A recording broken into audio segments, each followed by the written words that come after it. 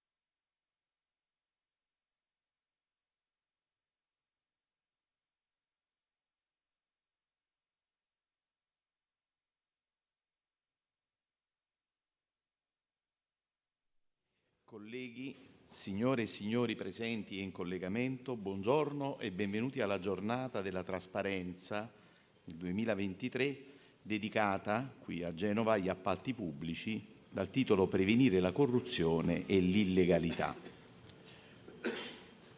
Io sono Giovanni Tartaglia Bolcini, sono un magistrato al servizio del mondo diplomatico come consigliere giuridico presso il Ministero degli Affari Esteri.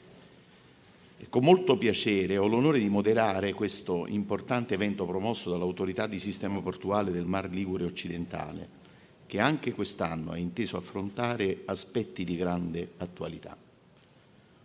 Soprattutto a beneficio di coloro i quali ci seguono da remoto, siamo oggi nel meraviglioso Palazzo San Giorgio, costruito nel 1260 per essere il palazzo del capitano del popolo, già sede della dogana, nel quale peraltro fu, si ricorda, detenuto Marco Polo, che in queste mura diede alla luce il milione. Questo edificio è stato anche sede del Banco San Giorgio nel 400, o meglio Casa delle Compere di San Giorgio, ed è stato sede, questo per quanto mi riguarda ha un significato particolare oggi, di una delle più importanti conferenze multilaterali della storia, nel 1922. In un momento nel quale il multilateralismo sembra essere l'unica risposta possibile alle minacce per il futuro dell'umanità e alla costruzione di uno sviluppo sostenibile, è una circostanza rilevante della quale tenere conto. Il titolo del nostro incontro è, come dicevo, Appalti pubblici, prevenire la corruzione e l'illegalità. Mi limiterò, nel ruolo di moderatore, ad evocare il rilievo che ha la prevenzione e la repressione della corruzione sotto il profilo valoriale, per l'affermazione dei principi dello Stato di diritto, per la salvaguardia delle libertà fondamentali, in considerazione delle conseguenze straordinariamente negative che la corruzione ha sull'economia e sullo sviluppo sostenibile dell'umanità. In questa cornice si inquadrano i lavori di oggi, che saranno avviati con un'introduzione affidata a rappresentanti delle istituzioni centrali e territoriali. Abbiamo in particolare ricevuto un videomessaggio dell'onorevole Edoardo Rixi, Vice Ministro delle Infrastrutture e Trasporti, che prego di proiettare. Nuovo si è basato il nuovo codice degli appalti, ossia sulla semplificazione e la trasparenza dell'azione amministrativa, che impedisce che si annidi la corruzione proprio là dove ci sono centri più decisionali indefiniti. Per noi è fondamentale. Abbiamo avuto un primo problema tecnico. Buona giornata a tutti, sono qua a portare i miei saluti a questo importante incontro sugli appalti pubblici per prevenire la corruzione e l'illegalità. Credo che dall'esperienza della ricostruzione del Ponte Morandi, ovvero del nuovo Ponte San Giorgio, sia nato un nuovo modo di affrontare il tema dell'illegalità e della corruzione negli appalti pubblici italiani.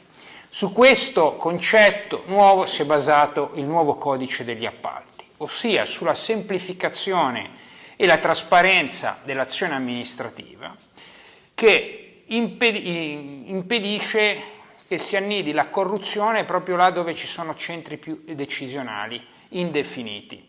Per noi è fondamentale che l'anticorruzione e il controllo avvenga prima del momento dell'appalto, in fase preventiva, così come è avvenuto a Genova, al fine di garantire che negli appalti pubblici italiani ci possa essere quella collaborazione necessaria all'interno dell'appalto tra la stazione appaltante pubblica e chi ha il potere inquirente o interdittivo all'interno dell'appalto. È fondamentale creare questo rapporto di fiducia, che vuol dire consentire di selezionare le imprese, di andare a fare controlli preventivi di legalità e impedire che l'appalto pubblico diventi, come purtroppo è successo in passato, uno dei modi con cui la malavita va a riciclare denaro.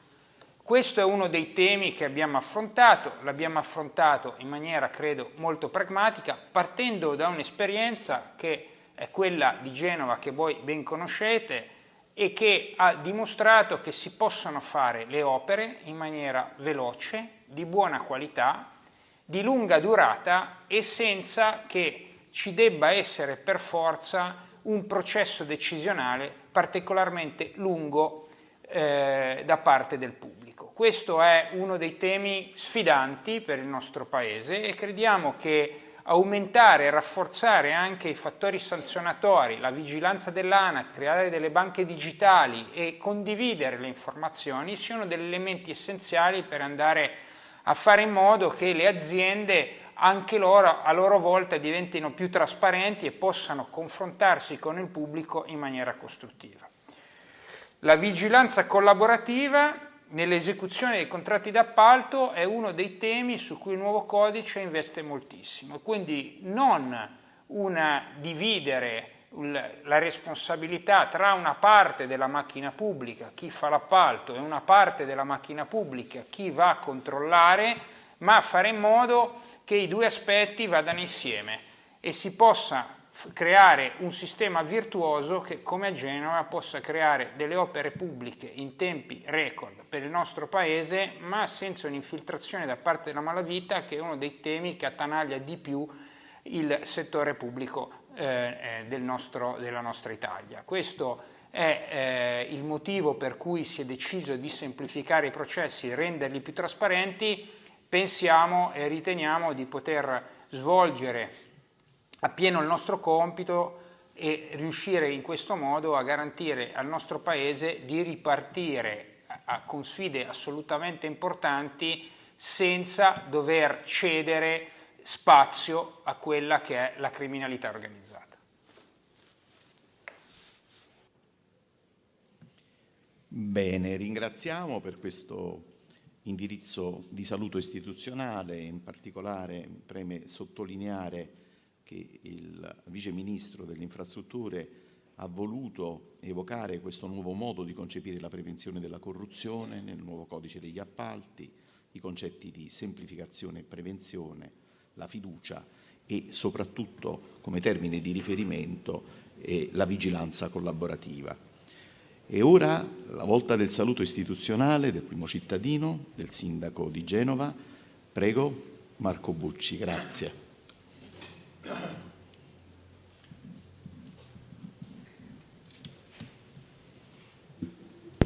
Buongiorno a tutti, sono contento di vedere una sala così affollata.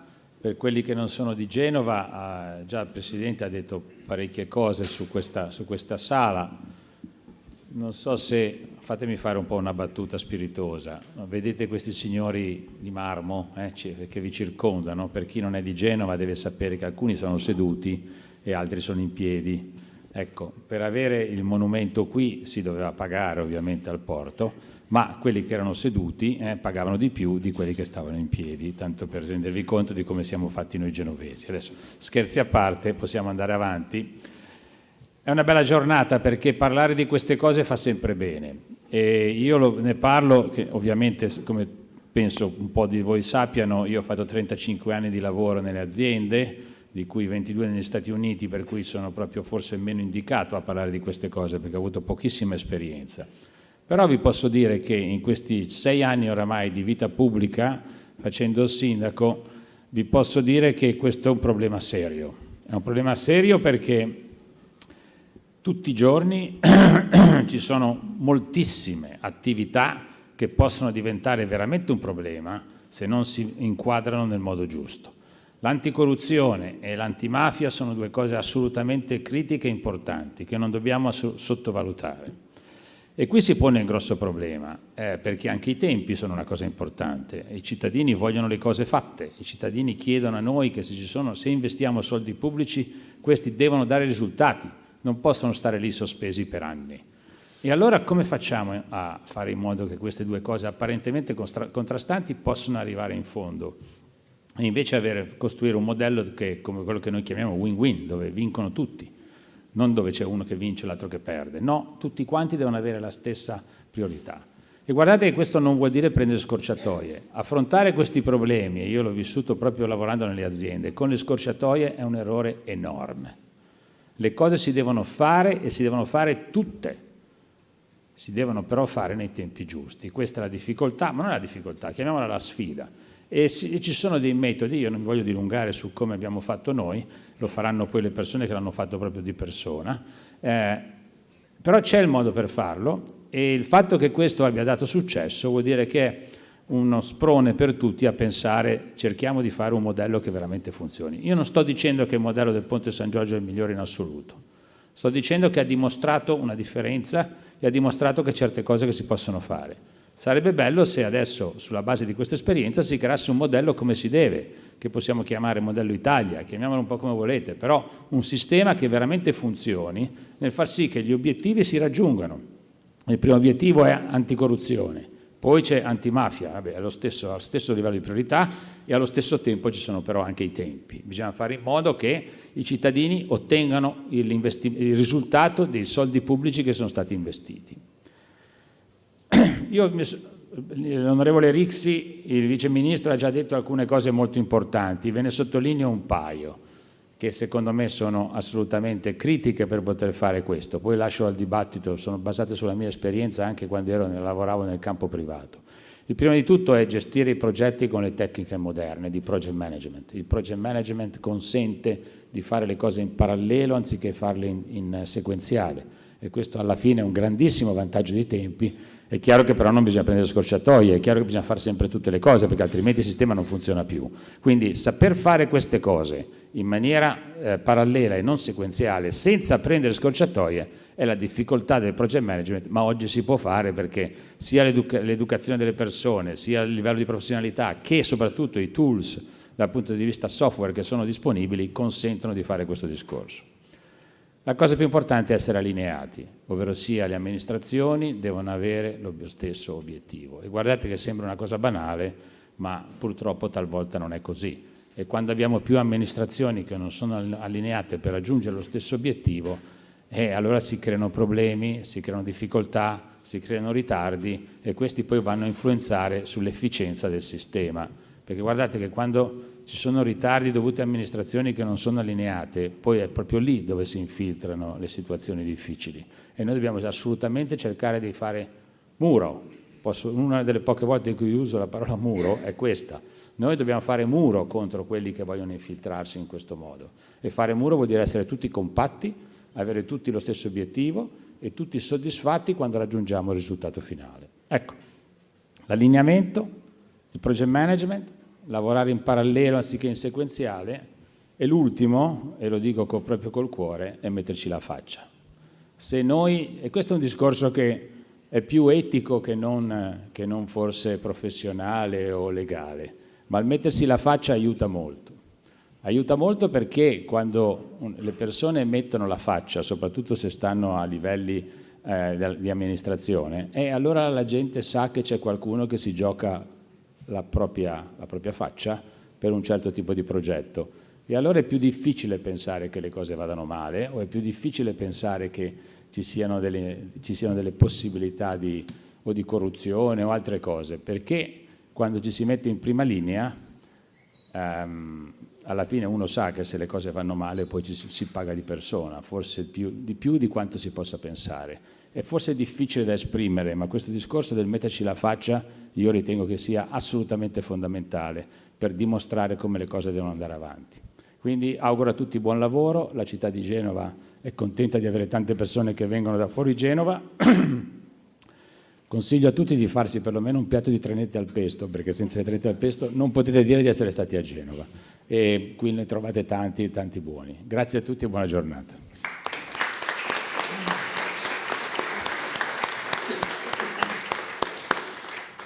Ringraziamo il sindaco di Genova Marco Bucci, che ha inteso toccare alcuni punti nodali del tema e ha parlato di un problema serio e la necessità di conciliare e combinare in equilibrio la speditezza e la trasparenza.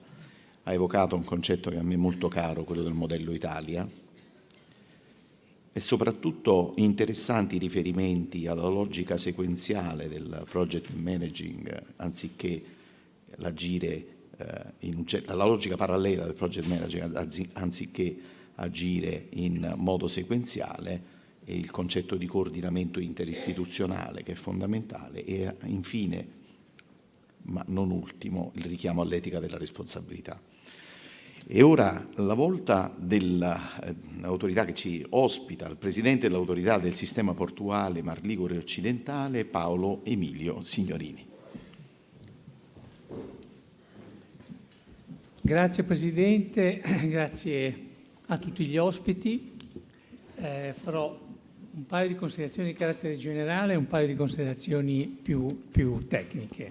Intanto è chiaro che essere qui in Liguria, a Genova, e discutere del tema degli appalti pubblici ha un doppio significato. Voi sapete che la Liguria, anche da ultimi dati ANCE, è la regione con il volume di appalti più grande in Italia nell'ultimo quadrimestre dello scorso anno. Questo, per una regione che non è certamente tra le più grandi, fa capire che sicuramente il tema appalti è centrale, e sappiamo anche che è una regione con alcune criticità sul fronte delle infiltrazioni della criminalità organizzata anche nel mondo degli appalti. Bastano queste due considerazioni per capire che fare un momento di riflessione come quello di oggi certamente è centrato. La seconda considerazione di carattere generale. Chi si occupa di questo tema spesso, per non dire sempre, immediatamente viene immerso in un'ottica di carattere microeconomico, cioè in un'analisi delle relazioni tendenzialmente bilaterali tra la stazione appaltante e il soggetto, inizialmente sono più soggetti che partecipano alla gara, ma poi il soggetto che viene individuato come aggiudicatario. E ci sono tutta una serie di importanti questioni, di rischi, di mappatura di questi rischi e di come possono essere gestiti, che è poi il tema di molte lezioni della mattinata. Però bisogna stare attenti, perché focalizzare troppo la lente rischia di far perdere una visione del contesto che invece ha molto a che fare con il tema di cui parliamo oggi. Due esempi. Noi abbiamo avuto la crisi della finanza pubblica 2007-2008, poi abbiamo avuto la crisi della finanza privata, dei mercati internazionali. Per effetto non solo di questi fenomeni, il settore delle costruzioni in Italia ha subito una concentrazione fortissima, non sperimentata in nessun altro paese europeo paragonabile al nostro. Un'elevata concentrazione del mercato porta a un'alterazione dei rapporti tra stazioni appaltanti e imprese che vengono selezionate, non fosse altro in termini, per esempio, di potere di mercato. In questa situazione, tenere il tema della corruzione, dell'antimafia, separato dal tema dell'antitrust, a mio parere, è un errore.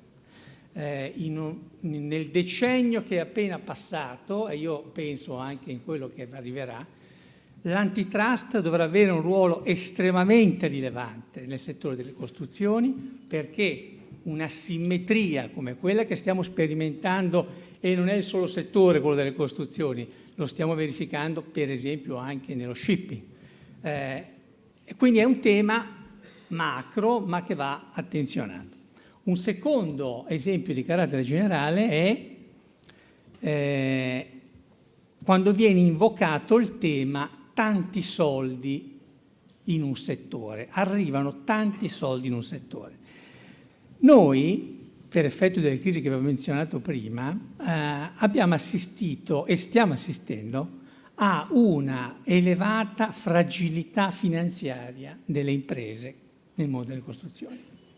Questa elevata fragilità finanziaria, che è di contesto, crea un'altra area, a mio parere, grigia, trasversale, tra imprese, soggetti, operatori economici che hanno facile accesso a disponibilità finanziarie di dubbia origine e soggetti sani dal punto di vista etico che invece hanno un'enorme difficoltà all'accesso. Il rapporto tra banche e imprese di costruzione è stato il vulnus principale nei 10 anni trascorsi per le imprese normali, per le imprese sane. Allora anche qui c'è un tema di visione di contesto per evitare di andare sul rapporto meramente bilaterale che rischia di fare, come dire, scappare tutti i buoi e poi chiudere la stalla.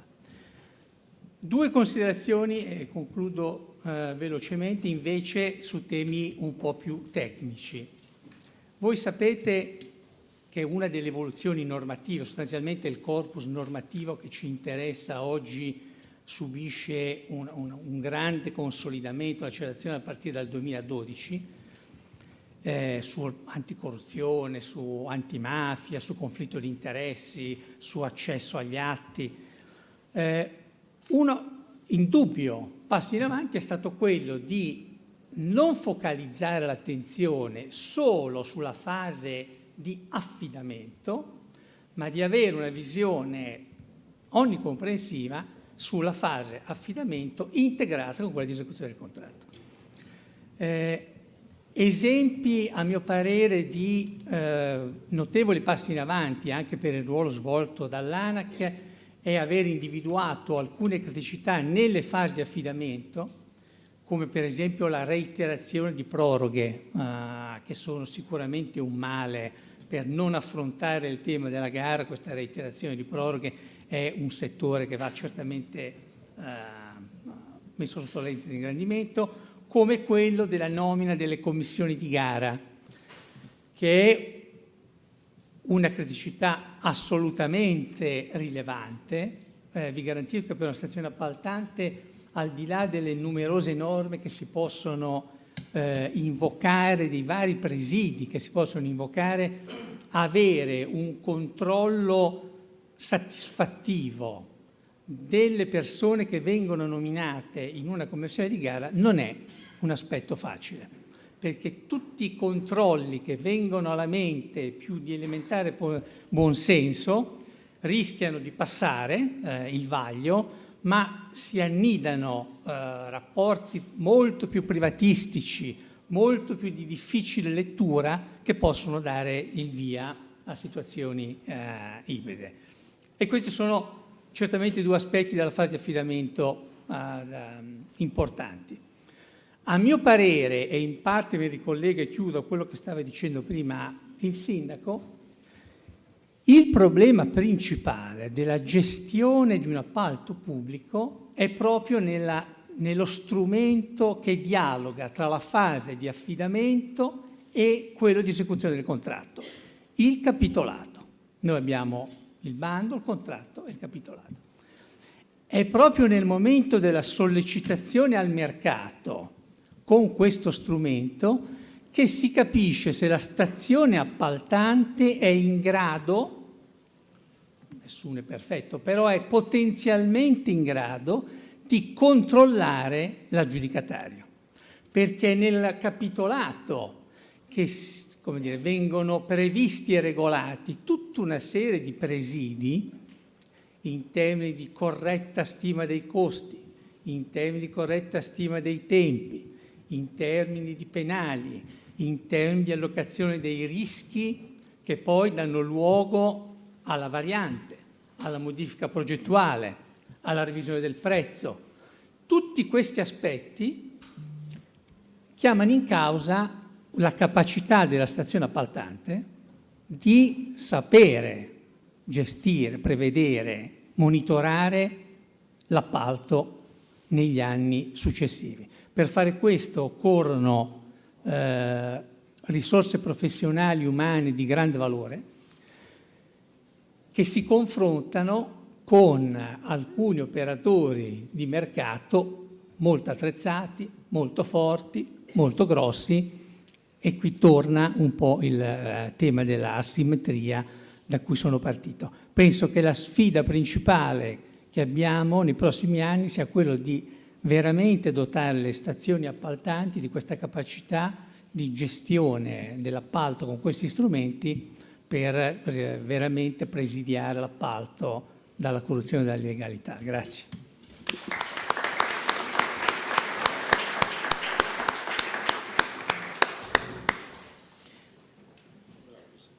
Grazie al Presidente dell'Autorità del Sistema Portuale Mar Ligure Occidentale per avere rammentato l'importanza anche del luogo per discorrere del tema degli appalti, in considerazione del fatto che qui vi sia il volume più alto d'Italia in termini economici in questo settore, e perché comunque ha voluto anche allo stesso tempo evidenziare il tema della criticità, del rischio di infiltrazione anche della criminalità organizzata e della corruzione in questa area di rischio, di pericolo.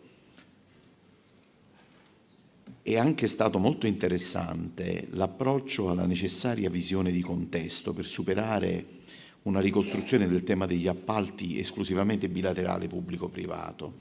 Mi ha molto colpito il richiamo alla necessità di combinare il tema dell'anticorruzione con il tema dell'antitrust, che ha un rilievo crescente, e anche e soprattutto il tema della fragilità finanziaria, che rischia in un certo qual modo di porre nuove questioni dal punto di vista del rischio di infiltrazione, perché si rompe quel level playing field, quel campo di gioco nel quale tutti dovrebbero essere messi in condizione di operare in una competizione corretta e non coloro i quali possono approvvigionarsi finanziariamente anche in modo grigio o in modo non del tutto lineare. Sul piano tecnico interessantissimo il riferimento ai presidi, come ad esempio l'importanza del capitolato, il momento della nomina delle commissioni di gara e la fase dell'affidamento. Abbiamo avuto degli importanti saluti istituzionali di contenuto e passiamo ora, ringraziando l'onorevole Vice Ministro, il Sindaco ed il Presidente dell'Autorità del Sistema Portuale, agli interventi dei relatori. E il nostro primo relatore è un avvocato del Foro di Genova, cassazionista e Presidente uscente della Commissione Bilancio e della Commissione Rapporti Istituzionali Internazionali del Consiglio Superiore della Magistratura. È un esperto del progetto europeo per il contrasto al crimine transnazionale organizzato in favore dell'America Latina e di un progetto europeo per il contrasto alle infiltrazioni criminali nei sistemi penitenziari in America Latina, in particolare nell'Ecuador, componente del tavolo di coordinamento interistituzionale anticorruzione del Ministero degli Esteri, l'avvocato Stefano Cavanna, che invito al tavolo dei relatori. Egli terrà un intervento dal titolo Piano Nazionale di Ripresa e Resilienza e Appalto nella prospettiva multilaterale. Prima di cedere la parola all'avvocato Cavanna, colgo l'occasione per condividere una informazione che a volte resta soprattutto per gli addetti ai lavori.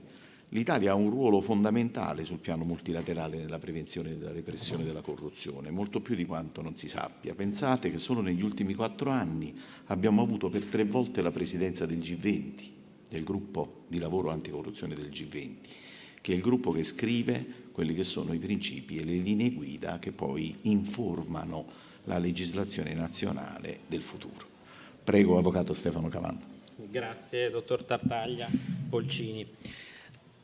Il mio intervento è stato introdotto dal dottor Polcini, che ha spiegato perché oggi io sia qui fra voi a parlare di aspetti multilaterali relativi alla corruzione, e con questo mio intervento cercherò di partire dai principi internazionali che potranno sembrare un po' eterei, un po' calati dall'alto, un po' lontani, ma che in verità cercherò di far comprendere come si calino questi principi sulla realtà nazionale, e vorrei e cercherò di velocemente verificare se questi principi abbiano effettivamente una rispondenza nel nostro sistema o meno. Allora, il punto di partenza è quello che ci siamo detti e banalmente sappiamo tutti. Citando le parole del dottor Tartaglia Bolcini in relazione a un recente articolo per l'Eurispes, è chiaro che la corruzione è il problema globale di cui più si tratta in ambito internazionale multilaterale.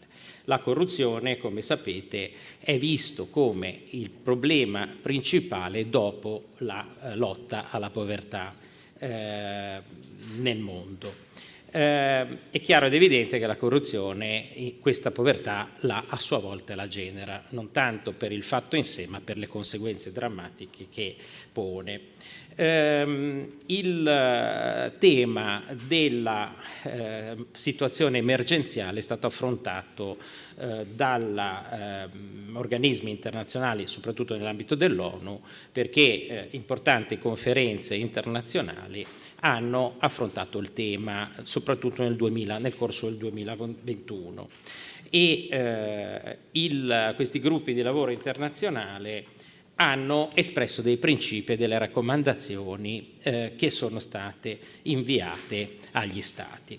E fra l'altro nell'ambito di questi gruppi devo subito rilevare che il contributo italiano è un contributo molto importante e la diplomazia giuridica nell'ambito dei rapporti internazionali è certamente un settore fondamentale del nostro Paese, perché con la diplomazia giuridica le nostre esperienze nazionali e la nostra grande cultura e retaggio nazionale possono dare e danno contributi determinanti, e tutti questi lavori di natura internazionale sono il frutto dei nostri contributi al massimo livello. La prima fonte che cito è la prima riunione, la dichiarazione conseguente alla prima riunione ministeriale anticorruzione del G20, che ha elaborato i principi guida nella prevenzione e lotta contro la corruzione nei tempi di emergenza, con il contributo determinante della diplomazia giuridica italiana, perché i criteri sono stati elaborati nel corso del 2020 e 2021 sotto la presidenza italiana del G20. Quello che emerge da questo studio e raccomandazione ai vari governi è la considerazione molto anche un po' banale, ma comunque importante, che il momento della crisi, nei momenti di crisi, la corruzione ha delle occasioni molto importanti per poter operare. Perché la velocità, la necessità di velocità nell'intervento e l'entità degli aiuti che vengono concessi, pensiamo al PNRR, aggravano e aumentano il rischio di corruzione. La velocità certamente viene vista come un valore e una necessità, perché bisogna intervenire in modo veloce in momento di emergenza, ma è evidente che la velocità può provocare delle discrasie. Le raccomandazioni che di cui vi risparmio la dettagliata descrizione, ovviamente sono quelle di alzare in questo momento, in queste congiunture, tutte le protezioni. Quindi il messaggio che ci viene in ambito internazionale è quello di cogliere l'occasione di questi momenti per alzare le difese. Le difese ovviamente però sapete perfettamente che si vive di un pendolo che è quella superdifesa o deregolamentazione, con il pendolo che passa da superdifesa uguale, viene vista spesso come il blocco delle attività e quindi in contrasto col concetto di velocità, e destrutturazione, ovviamente velocizzazione. Il messaggio che viene dato dagli organismi internazionali è quello di cercare di proteggere il più possibile il concetto di protezione e difesa, garantire per esempio questa dichiarazione del G20 ci dà un principio: garantire la trasparenza, l'integrità e l'efficienza delle procedure di appalto pubblico e dell'erogazione degli aiuti per consentire risposte tempestive a crisi di emergenza. Detto così sembra un niente, perché in sostanza si dice che bisogna raggiungere l'equilibrio. In verità poi viene declinata con tutta una serie di prescrizioni che porta a una dettagliata indicazione di campi di azione dove bisogna agire, e apparentemente sembrerebbe esattamente il contrario, la tendenza è contraria rispetto alla necessità di semplificazione e destrutturazione. Ulteriore importante documento è la dichiarazione di Sharm el Sheikh sul rafforzamento della cooperazione internazionale nella prevenzione, nella lotta alla corruzione durante i periodi di emergenza, che è stata la dichiarazione finale della conferenza degli Stati della Convenzione delle Nazioni Unite contro la corruzione, tenutasi nel dicembre 2021 in funzione dei partecipanti della Convenzione di Merida contro la corruzione. Anche in questo caso si ribadisce il rischio l'equazione emergenza uguale aumento del rischio, e i principi sono sempre portati all'esaltazione e l'elevazione delle protezioni anticorrezione, per poi arrivare sempre a individuare una serie di misure che devono essere elevate, fra cui, fra l'altro, l'aumento delle competenze e della possibilità di sindacato degli organi deputati alla vigilanza e al controllo, nel nostro caso l'ANAC, ma anche la partecipazione attiva della pubblica amministrazione nei confronti dei cittadini, per sensibilizzare i cittadini anche attraverso i giornalisti e la stampa sulla necessità di protezione nei confronti della corruzione, nonché coinvolgere anche il corpo sociale in un'azione coordinata. Ovviamente si spinge sulla raccolta dei dati, sulla individuazione dei titolari effettivi e il monitoraggio costante delle attività di appalto e di rapporto fra privato e pubblico nell'ambito delle grandi opere. Allora, come vedete, noi stiamo parlando, un'ultima cosa, rafforzare anche la possibilità di reclamo contro i provvedimenti della pubblica amministrazione nel settore. Allora, come vedete, si tratta di petizioni di principio che vengono però indirizzate agli Stati, che devono informarsi. E apparentemente sembrerebbe esattamente il contrario rispetto alle esigenze che normalmente viene vista dalla società civile, cioè sul rapido intervento nei confronti delle problematiche emergenziali che si vengono a creare con i grandi problemi che fra l'altro abbiamo vissuto col Covid, ma questo può valere anche per le crisi finanziarie e mille altre problematiche di natura emergenziale, purtroppo sempre più ricorrente nel mondo globale odierno. Vediamo però, in rispetto al nostro sistema, come funzionino queste prescrizioni, se lo Stato italiano sia in linea o meno con queste prescrizioni dateci, che paiono molto severe, ma come vedrete poi alla fine ci sono delle mitigazioni di cui dobbiamo parlare.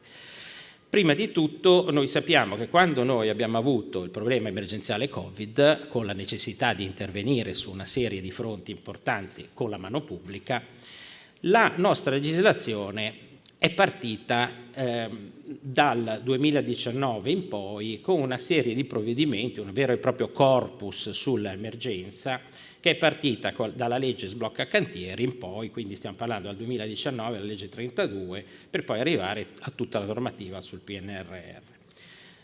Da questo punto di vista sembrerebbe che l'inizio non sia stato fra i più fausti dal punto di vista della disciplina regolamentare del legislatore, perché si è fatto ampio ricorso alla tecnica della deroga, cioè in sostanza il nostro legislatore, a fronte dell'esigenza di velocità data dall'emergenza, ha preferito molto velocemente fare in modo di creare delle deroghe alla normativa ordinaria di parti del procedimento. E questo ovviamente ha creato dei dubbi, perché è chiaro ed evidente che tagliare delle fette di procedimento senza un coordinamento generale taglia il male, taglia la burocrazia, ma taglia anche quello che c'è di buono in relazione a quella parte del procedimento. Quindi da questo punto di vista la cosa non sembra molto opportuna e sembrerebbe quindi in contrasto con i principi multilaterali che ho esposto precedentemente.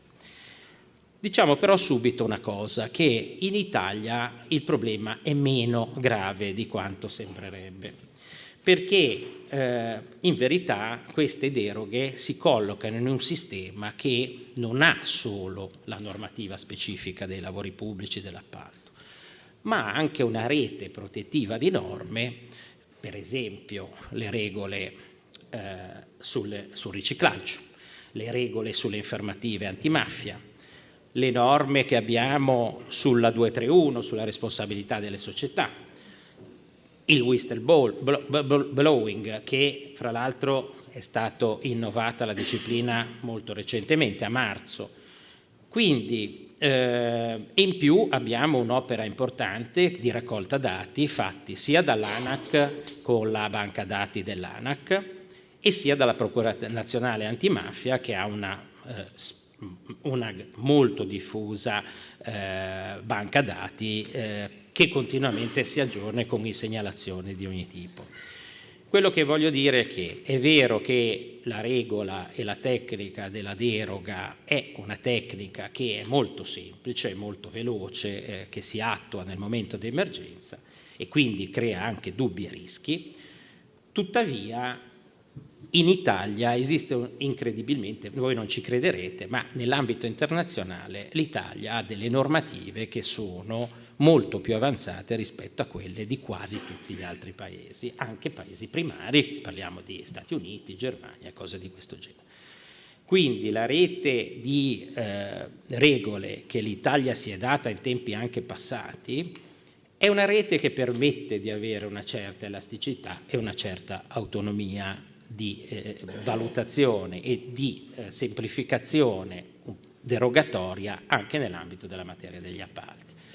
In questo è molto importante, ritorno al punto di partenza, l'attività della nostra diplomazia giuridica, perché sui tavoli internazionali il fatto di poter contare su regole più forti rispetto ad altri paesi ci dà grande spazio e grande possibilità di intervento. Purtroppo esiste in campo internazionale un problema di percezione, anche nazionale, perché spesso il nostro paese viene visto come più problematico di quanto effettivamente non sia. Che ci siano problemi in Italia è chiaro ed evidente, non possiamo nascondercelo, ma spesso non sono superiori ai problemi che ci sono in altri paesi. Purtroppo noi, per motivi geopolitici magari, abbiamo il problema che è anche di interesse degli altri paesi, perché sui tavoli multilaterali poi ogni singolo paese fa il proprio interesse, non è che siamo tutti amici e tutti fratelli. Si cerca di imporre la propria visione e i parametri di valutazione si fanno in base ai rapporti di forza. Ebbene, la diplomazia giuridica ha uno scopo, ha un ruolo molto importante di cercare di equilibrare questo meccanismo. Per chiudere velocemente, un cenno veloce sul codice degli appalti. Il codice degli appalti è indubbiamente, dal punto di vista della tecnica legislativa, un grande passo avanti, perché inizia con la recita dei principi in forza del quale bisogna valutare l'interesse pubblico e con una rivoluzione copernicana per la prima volta si gerarchizzano questi principi, in modo tale che il primo principio è il criterio, l'interesse realizzativo, cioè l'interesse che ci sia massimizzazione di costi e benefici, quindi non solo velocità ma anche buon risultato, in forza del quale tutti gli altri principi, fra cui la trasparenza, la concorrenza, eccetera, devono essere funzionali al raggiungimento di quell'interesse primario che è il fatto che si ottenga un risultato adeguato per i cittadini. Questo sembra banale, ma non lo è, perché la giurisprudenza amministrativa è saltata da palo in frasca, individuando ogni volta come interesse pubblico primario un interesse che è cambiato da un mese all'altro a seconda delle situazioni. Quindi un grande passo avanti, c'è sempre una parte derogatoria, però ripeto, nell'ambito di un contesto più organizzato come quello del codice degli appalti recenti, noi possiamo sperare in un buon futuro per la pubblica amministrazione nei rapporti sugli appalti, in un mondo che dovrebbe andare verso un lavorare tutti insieme, che si tratti dell'ANAC, che si tratti della stazione appaltante, per avere delle scelte che poi possano portare a meno contenzioso, perché se sono condivise, rispondenti tutte a certi principi, evidentemente lasciano anche meno spazio alla contestazione. Grazie.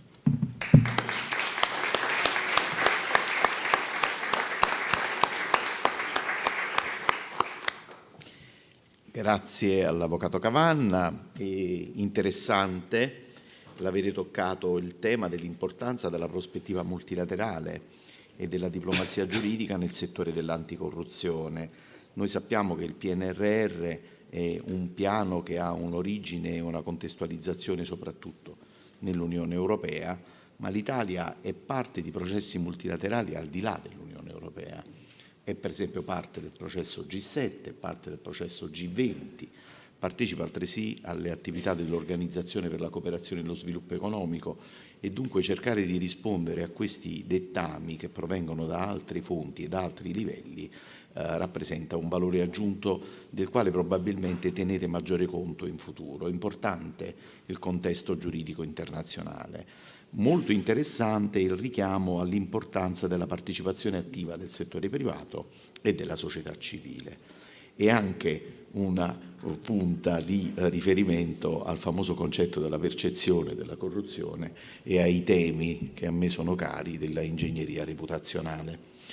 E ora il turno di chi ha organizzato questa importante giornata materialmente, nella dottoressa Lucia Tringali, che è il direttore della Direzione Bilancio, Finanza e Controllo e responsabile della prevenzione della corruzione e trasparenza dell'Autorità di Sistema Portuale nel Mar Ligure occidentale della nuova diga foranea di Genova, già dirigente del Servizio Programmazione Risorse e Controllo di Gestione presso la stessa Autorità Portuale di Genova. La dottoressa Tringali terrà una relazione dal titolo L'esperienza dell'Autorità di Sistema Portuale. Grazie. Grazie consigliere Tartaglia per la presentazione. Mi aggancio al discorso che ha già fatto l'avvocato Cavanna per introdurre l'argomento che come RPCT dell'autorità di sistema tratterò e che ha ad oggetto l'esperienza dell'autorità di sistema per prevenire la corruzione, la malagestio e l'illegalità. In particolare per quanto attiene all'area di rischio degli appalti pubblici, che sappiamo dall'ANAC è stata sempre qualificata come un'area di rischio molto elevato, considerato in questo momento il particolare momento storico che l'autorità di sistema sta vivendo. Sappiamo infatti che all'indomani del crollo del Ponte Morandi la legge 130 del 2018 ha previsto una serie di misure per risarcire il territorio dal danno subito. In particolare l'articolo 9 e l'articolo 9 bis della legge 130 2018 hanno previsto importanti risorse finanziarie per contenere gli effetti negativi che l'evento ha prodotto sulle attività dell'autorità di sistema portuale in termini di riduzione delle operazioni commerciali e dei servizi portuali. Una quota di IVA prodotta dai porti dell'autorità di sistema è stata devoluta nel limite di 30 milioni di euro all'anno per 2 anni. Analogamente l'articolo 9 bis della legge 130 ha previsto che il commissario straordinario per il viadotto Polcevera realizzasse e adottasse con proprio provvedimento entro il 15 gennaio 2019 un programma di investimenti urgenti per la ripresa e lo sviluppo del porto e delle relative infrastrutture di accessibilità e per il collegamento intermodale dell'aeroporto Cristoforo Colombo con la città di Genova. Questo programma di investimenti infrastrutturali da realizzarsi con le deroghe di cui all'articolo 1 della legge 130. Quali deroghe? Questo è ovviamente il punto nodale, il punto centrale. All'articolo 1,5 della legge 130/2018 è previsto che il commissario straordinario per la ricostruzione del viadotto Polcevera, il sindaco Marco Bucci, operi in deroga ad ogni disposizione di legge diversa da quella penale, fatto salvo ovviamente il rispetto delle disposizioni delle leggi antimafia e delle misure di prevenzione di cui al decreto 159, nonché dei vincoli inderogabili derivanti dall'appartenenza all'Unione Europea. In questo contesto quindi comprendiamo come contemperare le esigenze di celerità e di urgenza con le misure di prevenzione della corruzione, trasparenza, ovviamente è un elemento indispensabile. Al fine di promuovere misure di prevenzione della corruzione è importante, per comprendere le dinamiche del rischio corruttivo all'interno di un'amministrazione, non prescindere da un'analisi della realtà territoriale in cui questa si colloca e del contesto esterno di riferimento. In questo esame non possiamo dimenticare la relazione semestrale della DIA, che è stata appena pubblicata nel 2022 e che ha confermato la centralità dei porti liguri nelle rotte al narcotraffico, dove in particolare è stata confermata la necessità di contrastare l'infiltrazione della mafia nei canali dell'economia legale, che è attuata attraverso questa indebita percezione di queste ingenti risorse per il finanziamento dei grandi progetti infrastrutturali del porto di Genova e che interessano appunto tutta la Liguria. La relazione semestrale della DIA fa riferimento in particolare ai lavori per il Terzo Valico, che è un'infrastruttura strategica per il collegamento dei porti del nord Europa col Mediterraneo. Fa riferimento in particolare alla progettazione e esecuzione della nuova diga foranea di Genova, che è uno dei progetti faro del programma straordinario, e il nuovo bacino cantieristico a Sestri Ponente. Quindi la relazione semestrale della DIA cita questi progetti per porre l'attenzione alle necessarie misure di prevenzione della corruzione e dell'illegalità che devono essere poste in atto per proteggere il sistema degli affidamenti. Altra opera pubblica a cui fa riferimento la relazione semestrale della DIA è la gronda autostradale di Ponente, che in questo momento sappiamo essere in fase di autorizzazione di perfezionamento da parte del MIT. In questo contesto, quindi, le varie relazioni sempre della DIA già nel 2019 citavano in particolare la Regione Liguria come un centro dove è interessata, dove ci sono appunto gli scali portuali e la collocazione geografica tra la Versilia, la Costa Azzurra, le regioni del nord Europa e del nord Italia, che ovviamente sono interessate dal narcotraffico e che quindi occorre sostanzialmente presidiare. Ma la compenetrazione dell'imprenditoria mafiosa nell'economia legale dimostra che le mafie si siano trasformate in Liguria da un soggetto che si è infiltrato a un soggetto che si è integrato perfettamente nel sistema economico del territorio. Questo è fondamentale. È fondamentale, quindi Genova e il suo porto sono, e così come tutta la Liguria, sono sorvegliate speciali da parte appunto di tutte le forze dell'ordine.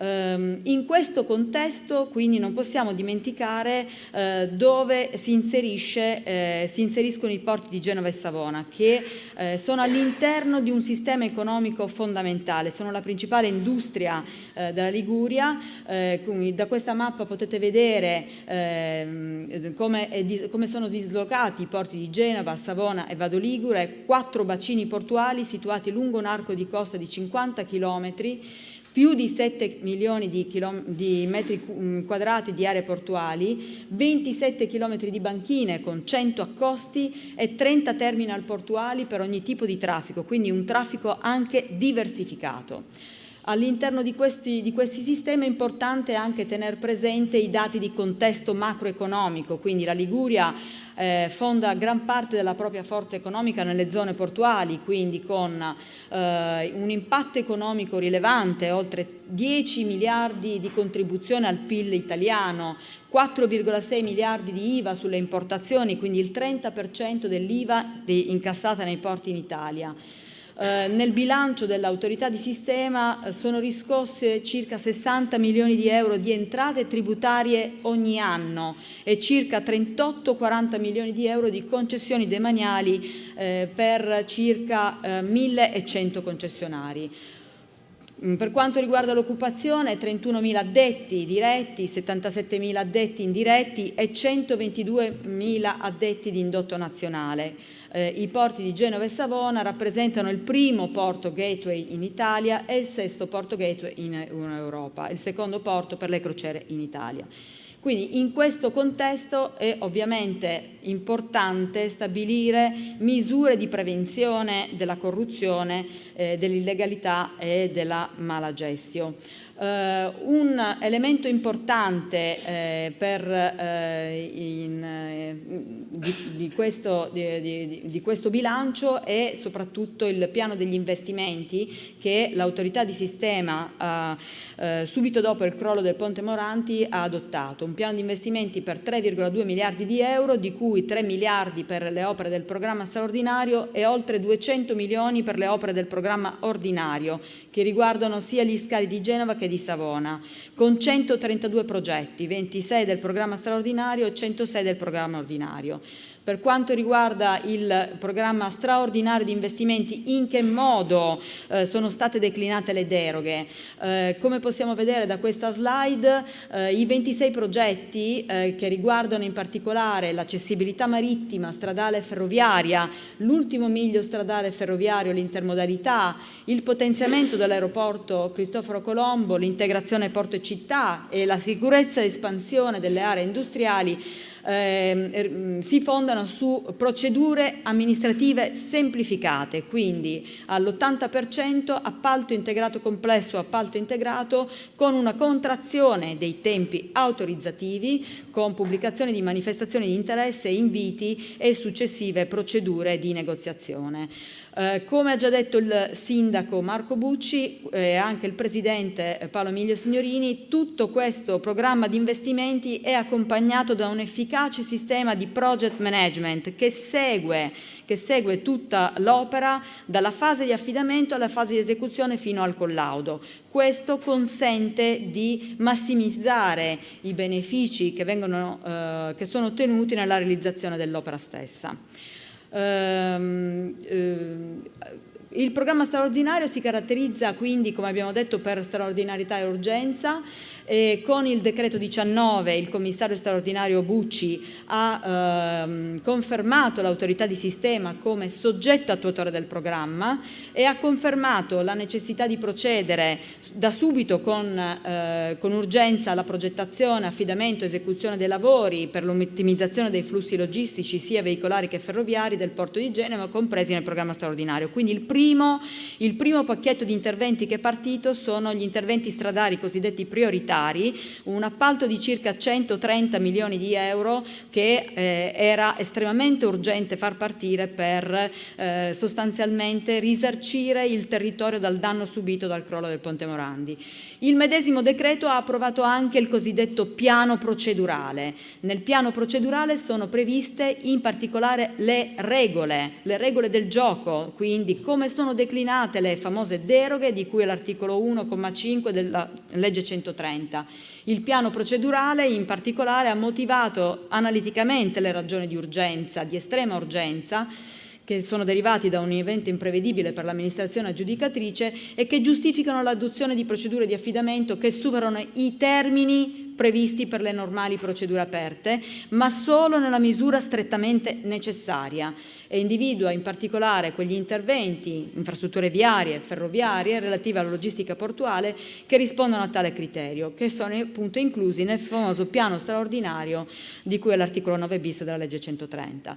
Questo piano procedurale è stato poi rivisto con un decreto del 2020, con un decreto 2021 e 2022, in particolare per consentire un'ulteriore accelerazione dell'iter, ma in coerenza con le modifiche normative che comunque anche a livello governativo sono intervenute per rispondere alla questione Covid, quindi alla necessità ed urgenza derivanti appunto dal Covid. È stata emanata dapprima il decreto semplificazione che ha introdotto rilevanti semplificazioni in materia di affidamento dei contratti pubblici, successivamente con la legge 55 di conversione del decreto 32 che ha previsto specifiche opere speciali e anche la nomina di commissari straordinari con poteri in deroga per determinati interventi infrastrutturali, fra cui è stato previsto proprio la nuova diga foranea di Genova, con la nomina del Presidente dell'autorità di sistema commissario straordinario.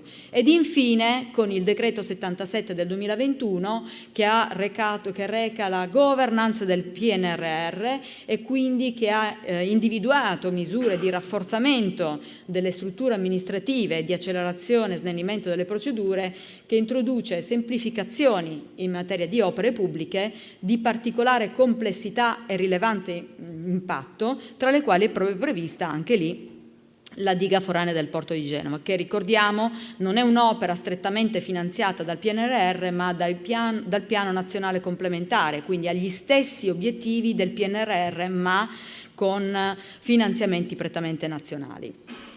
La DSP rispetto a questo contesto, come diceva già il Presidente Signorini, nel rapporto 2022 della Camera dei Deputati, che titola Infrastrutture strategiche e prioritarie, che è stato redatto in collaborazione con ANAC e dall'Istituto di ricerca Cresme, colloca l'autorità di sistema con i suoi progetti, in particolare col progetto del bacino di Sestri Ponente, e il commissario straordinario della DSP, quindi per la diga foranea di Genova, ai primi posti della graduatoria come stazione appaltante per le infrastrutture di trasporto oltre i 100 milioni di euro, dopo RFI, quindi siamo in cima alla lista.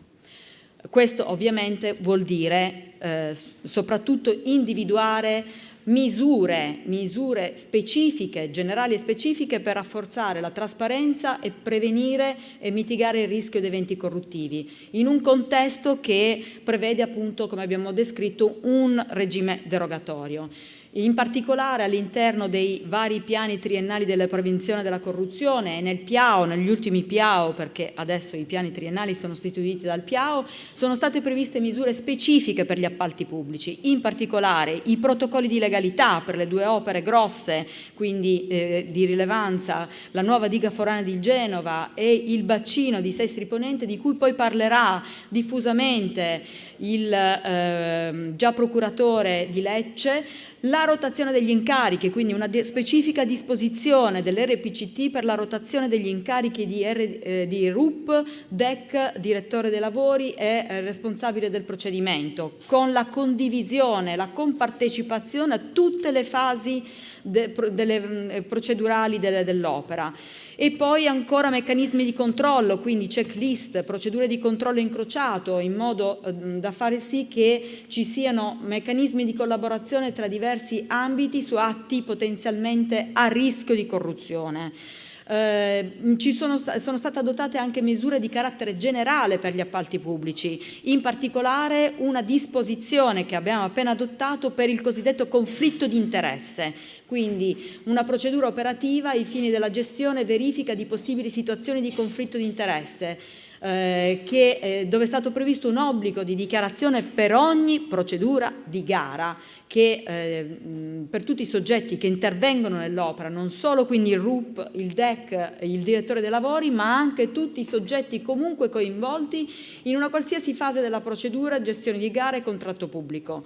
Sono state previste segregazioni di funzioni, l'RPCT ha adottato una specifica disposizione per la segregazione delle funzioni e la rotazione anche ordinaria degli incarichi.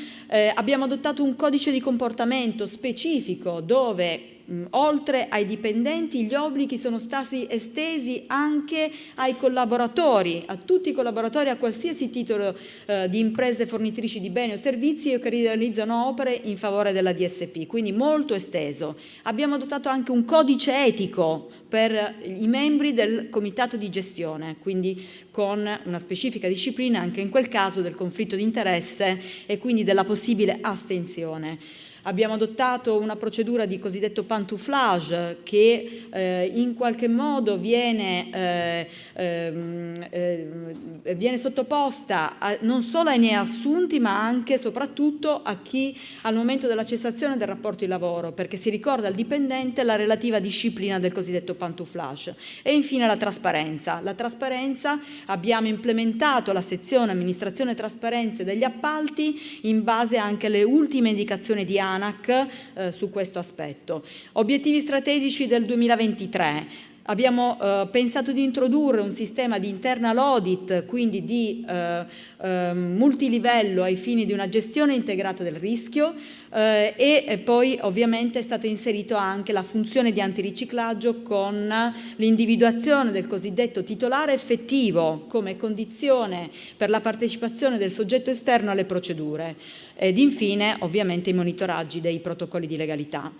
Chiudo infine con le misure specifiche per la nuova diga foranea di Genova. Come sappiamo, il nuovo PNA 2022 ha previsto che anche i commissari straordinari siano ovviamente sottoposti alla legge 190, quindi alla disciplina sulla prevenzione della corruzione e anche al decreto 33, cosiddetto decreto trasparenza. Quindi è stato adottato non solo il protocollo di legalità specifico di cui parlerà il dottor Di Lecce, è stato individuato l'RPCT e sono state adottate misure. L'ANAC in particolare ha fornito per l'area di rischio dei contratti pubblici dei commissari straordinari possibili eventi rischiosi con l'indicazione anche di relative misure specifiche per prevenirle. Per in particolare il principio di non discriminazione, parità di trattamento e libera concorrenza indicato da ANAC, nel piano triennale della prevenzione della corruzione della nuova diga foranea si è dato atto che la misura è stata scrupolosamente adottata, cercando ovviamente di cogliere l'efficacia degli interventi derogatori in materia di contratti pubblici rispetto al bilanciamento dei principi e interessi che sorreggono la disciplina. Quindi concludo sostanzialmente, questo è un estratto di questo piano anticorruzione che è stato redatto, dove queste misure previste dall'ANAC sono state declinate. Concludo comunque l'intervento dicendo sostanzialmente che le esigenze di celerità, come ha già detto l'avvocato Stefano Cavanna, le esigenze di celerità e di urgenza ovviamente possono essere contemperate con i principi di trasparenza, parità di trattamento, non discriminazione, che ovviamente devono essere il perno delle attività per quanto riguarda gli appalti pubblici.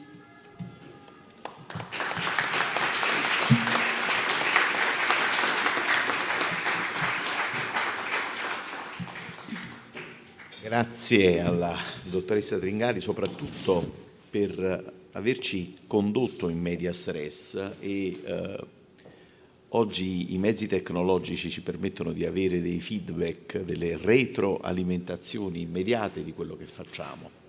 Non c'è bisogno di attendere l'esito dei lavori per sapere come vanno le cose. Ho ricevuto in questo momento un messaggio di ringraziamento per l'approfondimento in questa relazione specifica da parte del responsabile del Comitato Anticorruzione del Business all'Organizzazione Cooperazione per la cooperazione e lo sviluppo economico di Parigi, dell'OCSE, perché è un italiano. È il dottor Nicola Allocca, che peraltro è anche il nuovo direttore dell'area di rischio di Autostrade per l'Italia, che sta seguendo i nostri lavori con interesse. Questo anche per dare la misura della qualità di coloro i quali ci stanno seguendo da remoto. E ringrazio la dottoressa Tringali per aver toccato alcuni argomenti, oltre che per una descrizione di un'analisi di contesto impressionante in termini di numeri che sono consistenti ed importanti dal punto di vista macroeconomico, ma anche e soprattutto per un focus interessantissimo su queste attività di prevenzione della corruzione adottate per gli appalti straordinari e le misure del conflitto di gestione del conflitto di interesse, anche il cosiddetto conflitto di interesse successivo, pantouflage, la segregazione dei compiti, la rotazione degli incarichi, la trasparenza e i protocolli di legalità.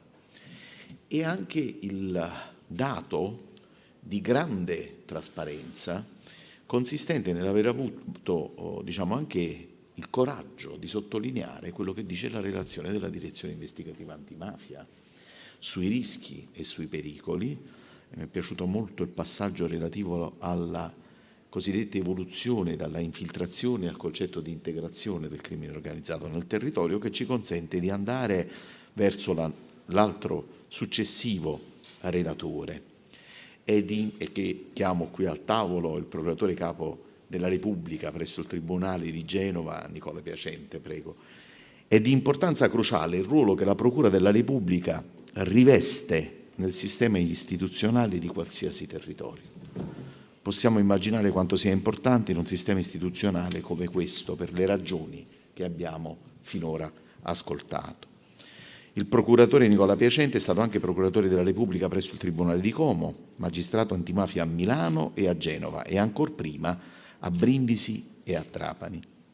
Nel 2001 è stato trial attorney presso il Tribunale Penale Internazionale per l'ex Jugoslavia e nel 2022 agente presso l'Ufficio Antifrode dell'Unione Europea, l'OLAF. Il procuratore Piacente terrà una relazione dal titolo Criminalità organizzata nei porti e contrasto al riciclaggio. Buongiorno, grazie consigliere. Il mio apprezzamento per l'iniziativa e anche il mio ringraziamento per aver coinvolto la Procura della Repubblica in questi lavori. Per quanto mi riguarda è il primo contatto che ho con l'autorità di sistema portuale di Genova, quindi effettivamente per me è anche un'occasione per seguire con particolare interesse questi lavori e per seguire anche l'attività che viene svolta in termini appunto di prevenzione. Allora il mio intervento si inserisce e si incunia tra quelli del consigliere Cavanna e della dottoressa Tringali. La dottoressa Tringali ha già fatto riferimento alla relazione semestrale della DIA. Vi da dire questo comunque, ecco, i porti liguri sono sicuramente in questo momento dei presidi strategici per quanto riguarda delle strategie criminali che riguardano, il dato più evidente è sicuramente il traffico di stupefacenti. Negli ultimi anni effettivamente i porti liguri sono stati quelli che in termini di concentrazione e di quantitativi di sostanza stupefacente sequestrati forse sono stati quelli dove maggiormente si è concentrata l'attività della polizia giudiziaria, quindi l'attività anche di sequestro. Ma non è soltanto sostanza stupefacente, vi è un rinnovato interesse per esempio per quanto riguarda il contrabbando di tabacchi e lavorati esteri, un'attività voglio dire che si sta rivitalizzando non soltanto sul porto di Genova ma anche in altri contesti nazionali. Dobbiamo parlare anche di attività relative alla violazione dell'embargo per quanto riguarda alcuni contesti internazionali problematici. Recentemente, per esempio, sono stati effettuati dei sequestri che riguardavano prodotti per la fabbricazione di munizionamenti destinati all'Etiopia. Quindi anche negli scenari relativi agli equilibri mondiali in termini appunto di pace, di stabilizzazione delle relazioni internazionali, effettivamente i porti sono diciamo delle realtà particolarmente importanti. Ora, corruzione e illegalità, tornando poi al titolo e all'argomento dell'incontro odierno, come dire, vivono a mio parere nell'ambito di una macro area comprensiva. La macro area comprensiva è quella della criminalità organizzata. Criminalità organizzata che effettivamente, la dottoressa Tringali ha sottolineato il fenomeno, cioè è passata dall'infiltrazione all'integrazione. Infiltrazione e integrazione però fanno riferimento a una categoria, una categorizzazione delle strategie mafiose, che sono quelle delle mafie silenti, cioè le mafie che hanno abbandonato le manifestazioni eclatanti di assoggettamento e di intimidazione e che anche, per esempio, nei contesti dell'Italia del Nord, quelli che sono maggiormente attrattivi in termini poi di presenza mafiosa, possono come dire, qualificarsi come una sorta di sfruttamento di una rendita di posizione. Cioè le mafie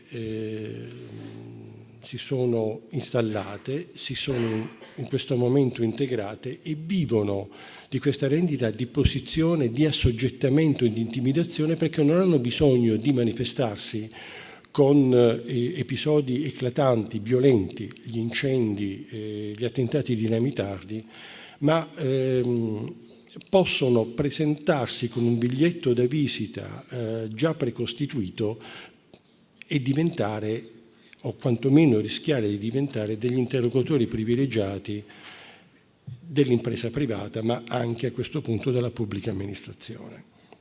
Il fenomeno della mafia silente è un fenomeno ormai datato da qualche anno, nel momento in cui, ecco, per esempio, noi ci possiamo rendere perfettamente conto che in termini sempre di dati numerici, anche in territori particolarmente esposti ai piccoli criminali, sto parlando della provincia di Imperia, ma anche a questo punto del Savonese, della zona di Genova, anche del Levante Ligure, sono drasticamente diminuiti gli attentati dinamitardi, gli incendi, cioè quelle manifestazioni tipiche, voglio dire, della presenza mafiosa, ma non per questo è diminuito l'interesse che l'organizzazione criminale può avere nei confronti di realtà economiche particolarmente importanti e complesse come quella dei sistemi portuali liguri. Nella relazione della dottoressa Tringari abbiamo visto qual è il contributo che il porto di Genova dà in termini di prodotto interno lordo, abbiamo visto qual è l'indotto in materia di come dire, occupazione, lavoratori dipendenti. Abbiamo visto qual è allora a questo punto anche il potenziale fatturato, oltre che quello reale, diciamo, delle imprese che lavorano all'interno di questa macro area, assolutamente vitale. Beh, e allora, diciamo, nell'ambito di quella che è l'esperienza delle inchieste giudiziarie, dove c'è effettivamente accumulazione di capitali, vi è un interesse della criminalità organizzata. Un interesse della criminalità organizzata che deve, allora a questo punto, nel momento in cui non si palesa con attività eclatanti di carattere intimidatorio, deve necessariamente essere in qualche maniera letta e interpretata sulla base di alcuni indici di presenza e operatività. Indici di presenza e operatività che devono a questo punto sempre focalizzarsi sulle imprese che lavorano all'interno dei contesti portuali, e che però ecco, debbono diversificarsi rispetto alla narrativa a cui siamo sostanzialmente abituati. La nuova narrativa è quella, per esempio, ecco, dell'infiltrazione attraverso come dire, una imposizione di manodopera all'interno delle imprese. Questo è un primo indice. La provenienza, per esempio, geografica o addirittura il record criminale di quanti vengono assunti nell'ambito delle imprese che lavorano in determinati contesti può essere effettivamente un indice di infiltrazione mafiosa all'interno di una determinata società.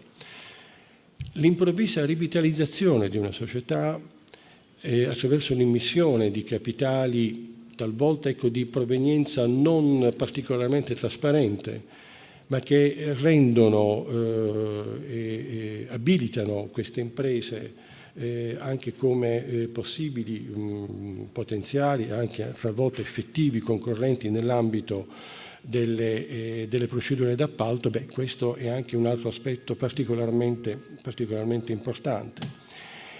Ma il ricorso sempre più frequente per esempio a pratiche di subappalto nell'ambito di quelle che sono poi le procedure di aggiudicazione dei lavori. Molto spesso l'impresa, chiamiamola mafiosa, quantomeno controllata dalla mafia, non si presenta direttamente nell'ambito delle gare d'appalto, ma si inserisce nelle procedure una volta avviate, una volta che l'impresa stessa, poi quella apparentemente, voglio dire, trasparente, legale, si aggiudica l'appalto, si inserisce nell'ambito voglio dire, degli incarichi in subappalto. Tant'è vero che in effetti è questa la percentuale in termini statistici maggiore in cui si rileva non soltanto il fenomeno corruttivo, ma anche il fenomeno dell'infiltrazione mafiosa per quanto riguarda l'esecuzione dei lavori d'appalto.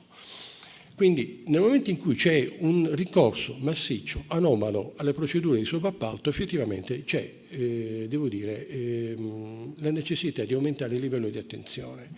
Ma la necessità di aumentare il livello di attenzione allora alberga non soltanto per quanto riguarda la normativa penale, su questo poi ritorno brevemente successivamente, ma va nella direzione di un approfondimento di quelli che sono i rapporti tra imprese, quindi rapporti assolutamente privatistici, nella prospettiva, nell'ottica della partecipazione all'appalto e dell'aggiudicazione dei lavori, in termini, allora, a questo punto, di analisi e applicazione di quelle che sono le norme in materia di reati societari, il 2635 del Codice Civile. Cioè, prevenzione della corruzione non è soltanto prevenzione della corruzione tra pubblico ufficiale e impresa privata. Prevenzione della corruzione deve guardare effettivamente anche alla corruzione tra privati, perché un 2635, una corruzione per quanto riguarda un'associazione temporanea di imprese, un rapporto di fornitura, un rapporto di fornitura di servizi o addirittura di materiali, eccetera. E anche questo un indice di anomalia che deve effettivamente allertare il livello di attenzione per quanto riguarda una forma subdola ma estremamente efficace di infiltrazione nell'ambito della dinamica relativa agli appalti. E da questo punto di vista, ecco, ci sono aree assolutamente inesplorate, questa è una sorta di autocritica che faccio effettivamente alla mia categoria, nel momento in cui noi abbiamo sempre interpretato e guardato la corruzione in questo rapporto sinallagmatico tra pubblica amministrazione e privati, quando effettivamente ci sono degli aspetti assolutamente inesplorati che dobbiamo cominciare a esplorare per quanto riguarda i rapporti tra aziende, nel momento in cui, ecco, un rapporto perverso, malato, tra imprese in termini di finanziamento, in termini di conferimento di servizi o di beni, eccetera, di fatto finisce poi con l'influenzare negativamente anche l'esito di una procedura pubblica in materia di appalti. Per cui non soltanto 353 o 353 bis del codice penale, non soltanto turbata libertà degli incanti o turbativa nella scelta del contraente, ma effettivamente anche un faro effettivamente su quelli che sono i rapporti tra le imprese. Andare a guardare nell'ambito di una procedura per quanto riguarda gli appalti, perfetto, associazione temporanea di imprese, chi sono i componenti, chi sono gli appartenenti ai consigli di amministrazione, qual è l'impresa capofila, ma non soltanto, ma anche effettivamente le imprese associate. Questo effettivamente può cominciare a dare un'idea effettivamente di anomalia per quanto riguarda le procedure degli appalti. Ora, tutto questo effettivamente può trovare, come dire, delle forme non soltanto di repressione, ma deve necessariamente trovare poi appunto delle forme di prevenzione. Ora, i protocolli relativi alla trasparenza vanno benissimo sicuramente. Il ruolo delle prefetture per quanto riguarda le informative antimafia. Sono perfettamente d'accordo che le procedure vadano necessariamente sottoposte anche a un vaglio dell'autorità giudiziaria, che ci possa essere effettivamente anche un effettivo contraddittorio tra l'impresa su cui si focalizza l'informativa antimafia e l'amministrazione stessa. Però queste sono effettivamente delle misure assolutamente necessarie per creare effettivamente un argine a quelle che sono delle strategie assolutamente efficaci per quanto riguarda la criminalità organizzata nell'ambito dell'infiltrazione e dell'integrazione, come giustamente diceva la dottoressa Tringali, nell'ambito delle procedure per quanto riguarda gli appalti. Tutto questo è prevenzione, anche i protocolli della trasparenza. Io mi auguro che eventuali anomalie nell'ambito dell'applicazione di questi protocolli, eventuali anomalie per quanto riguarda allora il monitoraggio di alcune imprese nella fase preliminare, possa essere oggetto poi di un rapporto, voglio dire, di una interlocuzione con l'autorità giudiziaria e con le forze dell'ordine, in termini poi di ulteriore analisi, esplorazione, perché quell'anomalia che riguarda l'episodio dell'appalto può essere effettivamente indice di una più vasta, più articolata strategia di infiltrazione nell'ambito dell'economia legale. E mai come in questo periodo effettivamente la concentrazione di capitali pubblici di provenienza statale ma anche di provenienza europea, voglio dire, anche la Banca Europea degli Investimenti sta effettuando degli interventi importantissimi in termini di centinaia di milioni di euro per quanto riguarda i contesti portuali, voglio dire, genovesi. Allora tutto questo ci può consentire effettivamente poi un approfondimento al di là della episodicità dell'appalto, ma per delineare effettivamente un quadro più complesso, più articolato di integrazione nell'ambito del sistema economico-produttivo. Perché ormai, ecco, non si può più parlare allora di imprenditore vittima, ma bisogna a questo punto, come dire, ampliare il focus verso l'imprenditore che può essere colluso o addirittura l'imprenditore assolutamente inconsapevole rispetto a quello che è un intervento di capitali mafiosi di provenienza non trasparente per quanto riguarda la propria attività criminale. E in effetti, da questo punto di vista, diciamo che la giurisprudenza della Cassazione ci ha dato effettivamente una mano nel momento in cui ha individuato nuove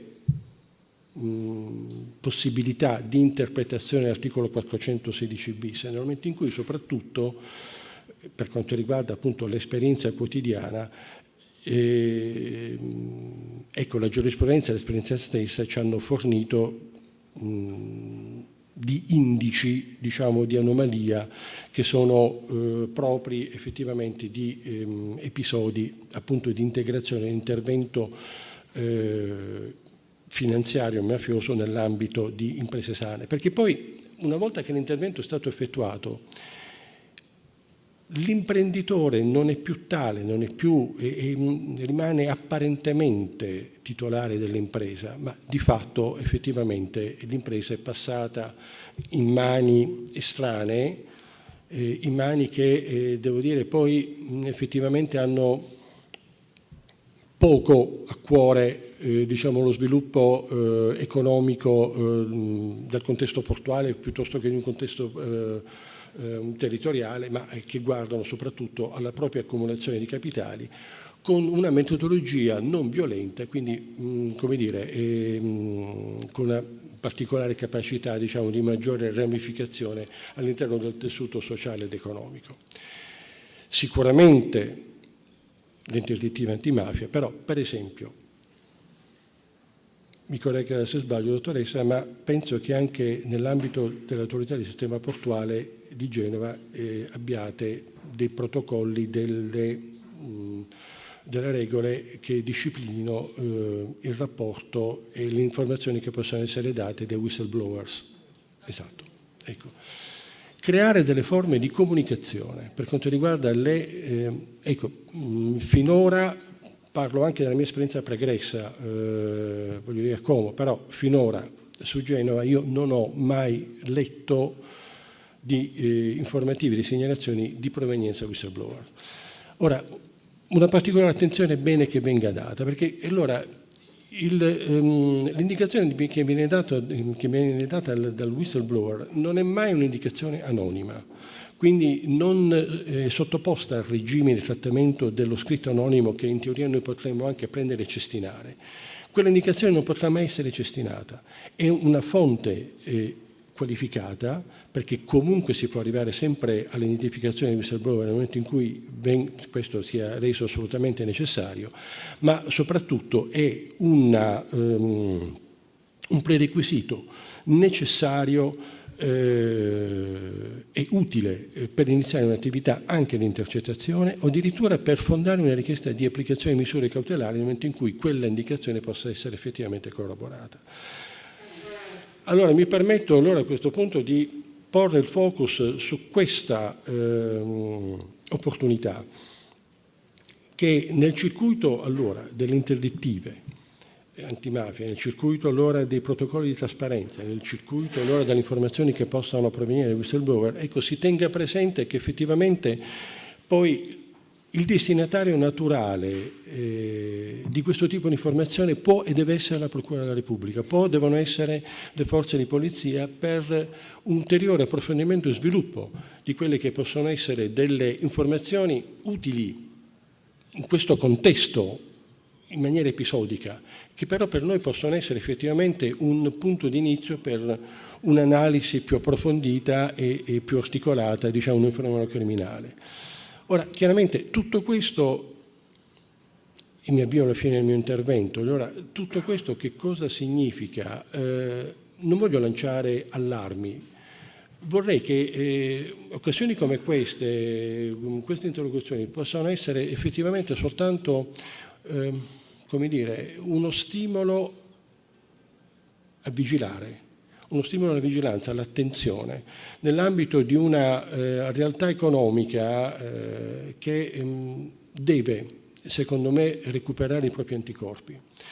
Parlo non soltanto di Genova, ma parlo effettivamente di tutto un contesto dell'Italia settentrionale che, essendo sicuramente l'area economicamente più sviluppata del Paese, di fatto attira e polarizza gli interessi della criminalità organizzata. Smettiamo di guardare alla criminalità organizzata come sul piano militaristico. Cominciamo a confrontarci con strategie di criminalità organizzata che sono di carattere imprenditoriale. Per cui non guardiamo esclusivamente al 416 bis, ma a tutto quanto può essere effettivamente indice di un 416 bis. 353 bis del codice penale, 2635 del codice civile, sviluppo poi allora a questo punto di questa consapevolezza in ambito imprenditoriale e sociale. Grazie.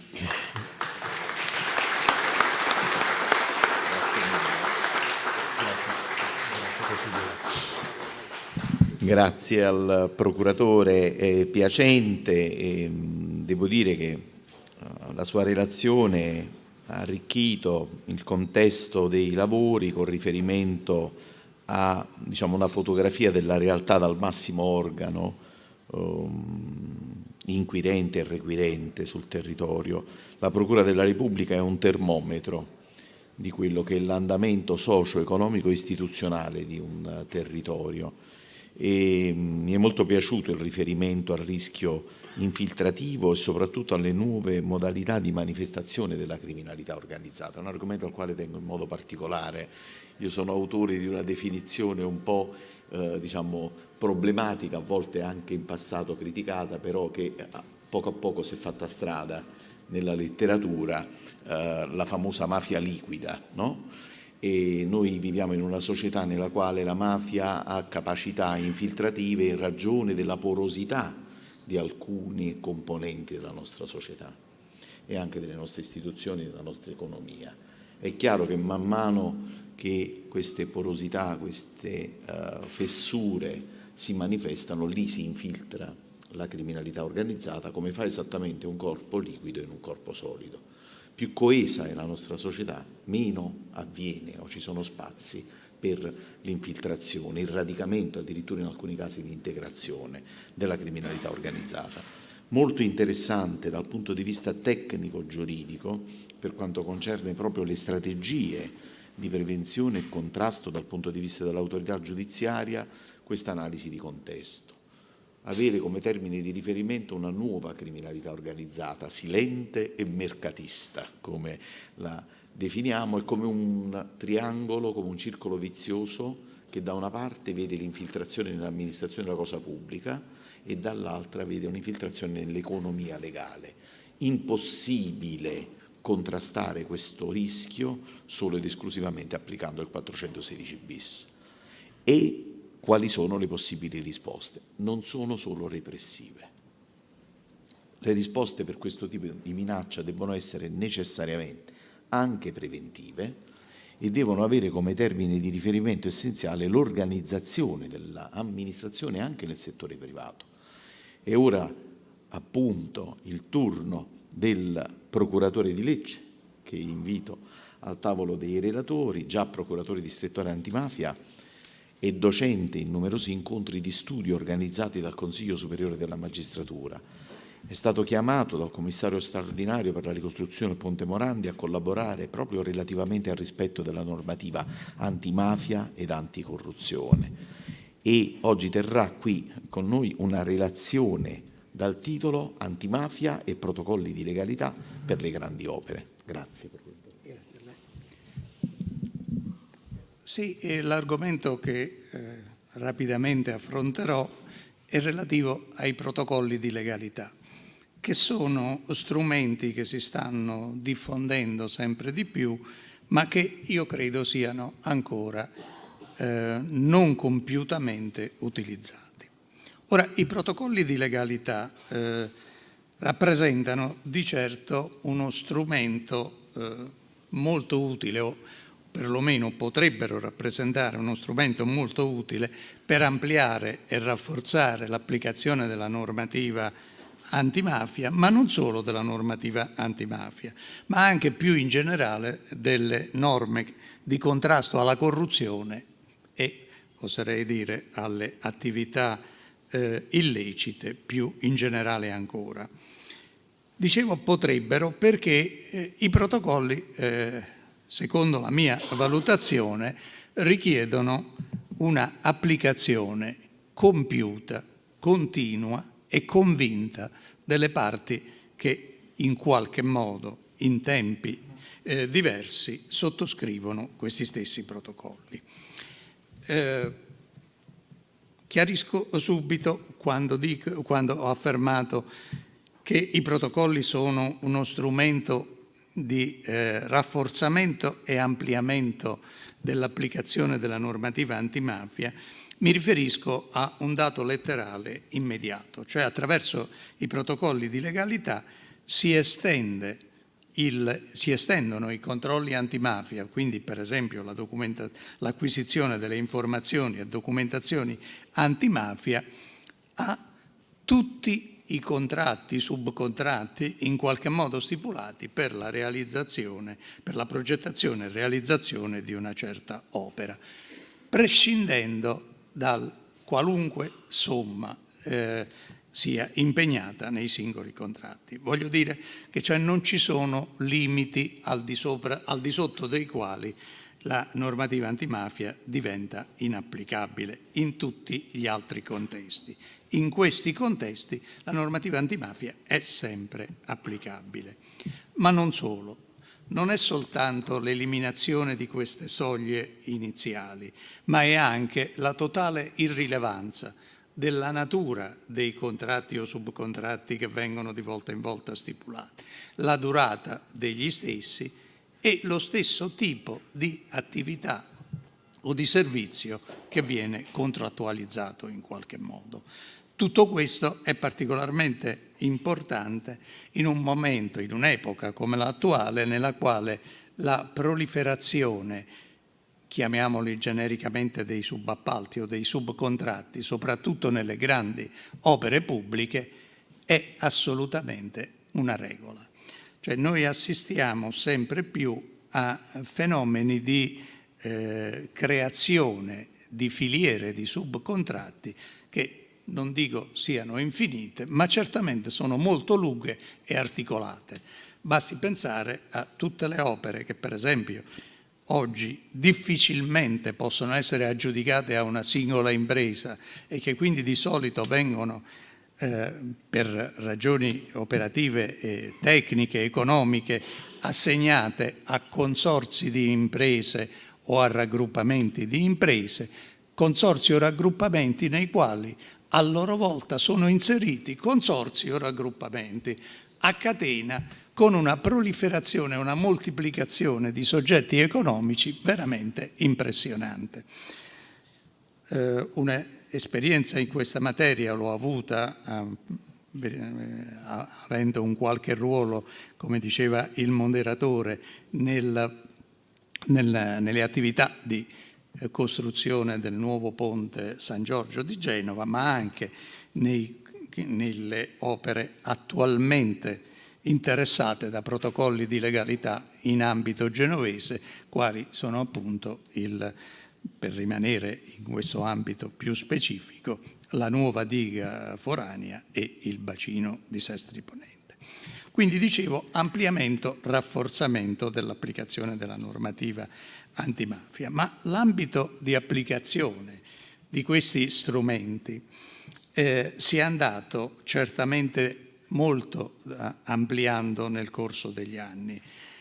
Quando c'era stato il protocollo di legalità sottoscritto appunto per le attività connesse alla ricostruzione del ponte di Genova, ce n'erano di applicazioni di questo tipo, c'erano dei protocolli già ovviamente operativi in altre zone, ma si era ancora a un livello quasi pionieristico in questo settore, cioè venivano elaborati volta per volta questi protocolli con una serie di difficoltà specifiche molto rilevanti. Da quel momento in poi io credo che sul piano nazionale questi protocolli si siano diffusi, si sia ampliato notevolmente il ricorso agli stessi, e quando parlo di protocolli mi riferisco alla indicazione più generica che viene data attualmente dalla normativa antimafia e che testualmente dice: protocolli o altre intese comunque denominate per la prevenzione e il contrasto dei fenomeni di criminalità organizzata, anche allo scopo di estendere convenzionalmente il ricorso alla documentazione antimafia. Questo è l'articolo 83 bis della normativa antimafia. È il riconoscimento più ampio che questi protocolli di legalità hanno finora avuto a livello normativo. Da questo punto in avanti, quindi, i protocolli di legalità obbediscono, rispettano alcune indicazioni di tipo generale. Cioè si tratta quindi di atti relativi alla progettazione e realizzazione di infrastrutture e insediamenti ritenuti prioritari. Leggo sempre la normativa. Attività queste per le quali i protocolli di legalità sono diventati addirittura obbligatori. Obbligatori quindi da realizzare secondo modelli potremmo dire standard, protocolli tipo, che sono oggi, sono da qualche tempo ormai stati approvati dal CIPE, dal Comitato Interministeriale per la Programmazione Economica, e che servono quindi da modello, da traccia per i singoli protocolli relativi appunto alle singole opere. Questi protocolli vengono sottoscritti di volta in volta, quindi opera per opera, dal prefetto dell'area competente in relazione alla località dove le attività devono essere svolte e dal soggetto aggiudicatore. Ma la sottoscrizione di questi documenti non si esaurisce con questi due soggetti, perché ci sono anche, sono previsti di volta in volta, altri soggetti che sottoscrivono a loro volta questi protocolli, sia pure per attività in ambiti più limitati, cioè non per tutto il protocollo, per tutto quello che prevede il protocollo, ma per alcuni aspetti più specifici. Per farvi un esempio, rientrano in questo gruppo, in questa categoria, per esempio l'Ispettorato del Lavoro e le organizzazioni sindacali che a volte, come nel caso dei due protocolli oggi che interessano oggi le opere marittime a Genova, entrano e sottoscrivono i protocolli ma soltanto per la parte ovviamente relativa, leggo testualmente, al tracciamento ai fini di trasparenza dei flussi di manodopera, che è una delle ulteriori finalità, poi ne accennerò brevemente alla fine, che i protocolli possono avere. Perché, lo anticipo già da ora, io credo che si possa in qualche modo, magari enfatizzando un po' il termine, parlare di strumenti, a proposito dei protocolli, si possa parlare di strumenti polivalenti, cioè le finalità sono diverse, sono tante, passano attraverso una serie di comportamenti. Comportamenti che derivano da obblighi specifici nascenti proprio dalla sottoscrizione dei protocolli. Qui siamo in un ambito negoziale, quindi ovviamente sono obblighi che nascono su questa base negoziale, perciò si parla naturalmente di sottoscrizione degli stessi, e sono obblighi che interessano una molteplicità di soggetti, non solo i soggetti originariamente sottoscrittori del protocollo, dico originariamente per dire all'inizio dell'attività, ma anche tutti i soggetti che in corso d'opera sono in qualche misura interessati dalle attività legate alla realizzazione dell'opera o del servizio in questione. Accennavo prima alle filiere di imprese. Espressamente si fa riferimento a tutti gli operatori economici che intervengono in queste opere. Pensate bene che l'estensione a tutti gli operatori economici viene fatta anche ai professionisti che intervengono in qualche modo in queste opere, anche ai soggetti non dotati di partita IVA. Quindi, per dire, veramente chiunque ha a che fare in qualche modo con la realizzazione, progettazione o costruzione di queste opere viene interessato dai protocolli che deve sottoscrivere, deve accettare prima di cominciare a svolgere l'attività che gli è stata in qualche modo affidato. Quindi il fatto di prevedere espressamente questa molteplicità di soggetti come soggetti obbligati già rende l'idea di quando possano le attività, le modalità di attuazione di questi protocolli vincolare tutti coloro che a qualunque titolo possano avere a che fare con la realizzazione di un'opera. Ora, è chiaro che in questa sede non possiamo individuare per ragioni di tempo i tanti obblighi che dai protocolli scaturiscono.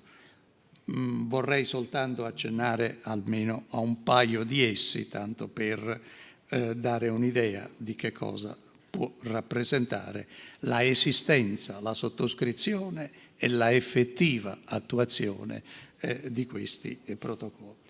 Un primo obbligo che può sembrare di natura formale, ma non lo è per le conseguenze che può avere, è quello che assumono tutti i sottoscrittori di questi protocolli di inserire nei contratti che andranno a stipulare con i loro subappaltatori, subaffidatari, subcontraenti, di inserire una serie di clausole di legalità in questi contratti. Sono clausole di legalità previste in materia di anticorruzione, in materia di antimafia, che certamente pongono in capo a questi soggetti degli obblighi sostanzialmente formali di inserimento di queste clausole, ma sono clausole dalle quali, per esempio, può derivare in automatico la risoluzione dei contratti.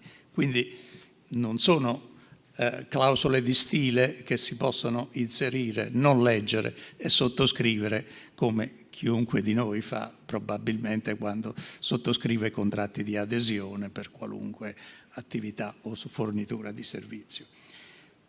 A questo primo generalizzato obbligo ne seguono altri e tra questi io vorrei soffermarmi soprattutto su uno, cioè quello di posto a carico dell'affidatario di realizzare, di costituire e di provvedere poi all'implementazione, all'aggiornamento e alla manutenzione di una specifica applicazione web da realizzare per gestire il flusso di dati e informazioni che scaturiscono dall'avanzamento dei lavori in sé e dal rispetto di comportamenti e di azioni che lo stesso protocollo impone ai soggetti agli operatori economici interessati alla realizzazione dell'opera.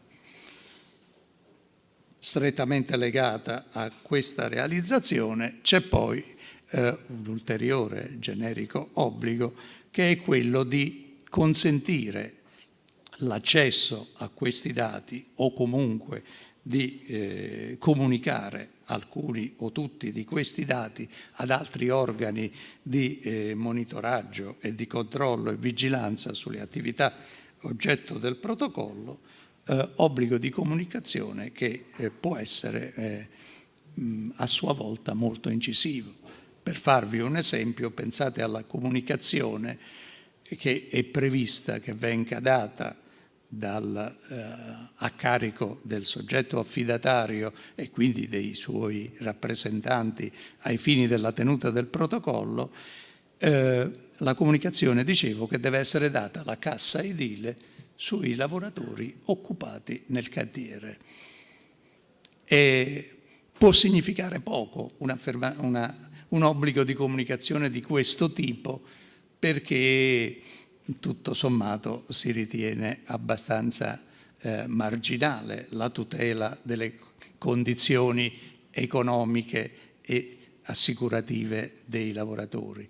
Ma il passaggio non è solo questo, ma il passaggio riguarda anche la natura, il tipo di contratti di lavoro che vengono stipulati e quindi il potenziale controllo della cassa edile. Dico potenziale perché ovviamente poi la cassa edile può anche non fare nulla, ma il potenziale controllo della cassa edile sulla correttezza del rispetto dei contratti collettivi nazionali per gli edili ha un'importanza, e lo abbiamo rilevato di fatto, notevolissima anche ad altri fini.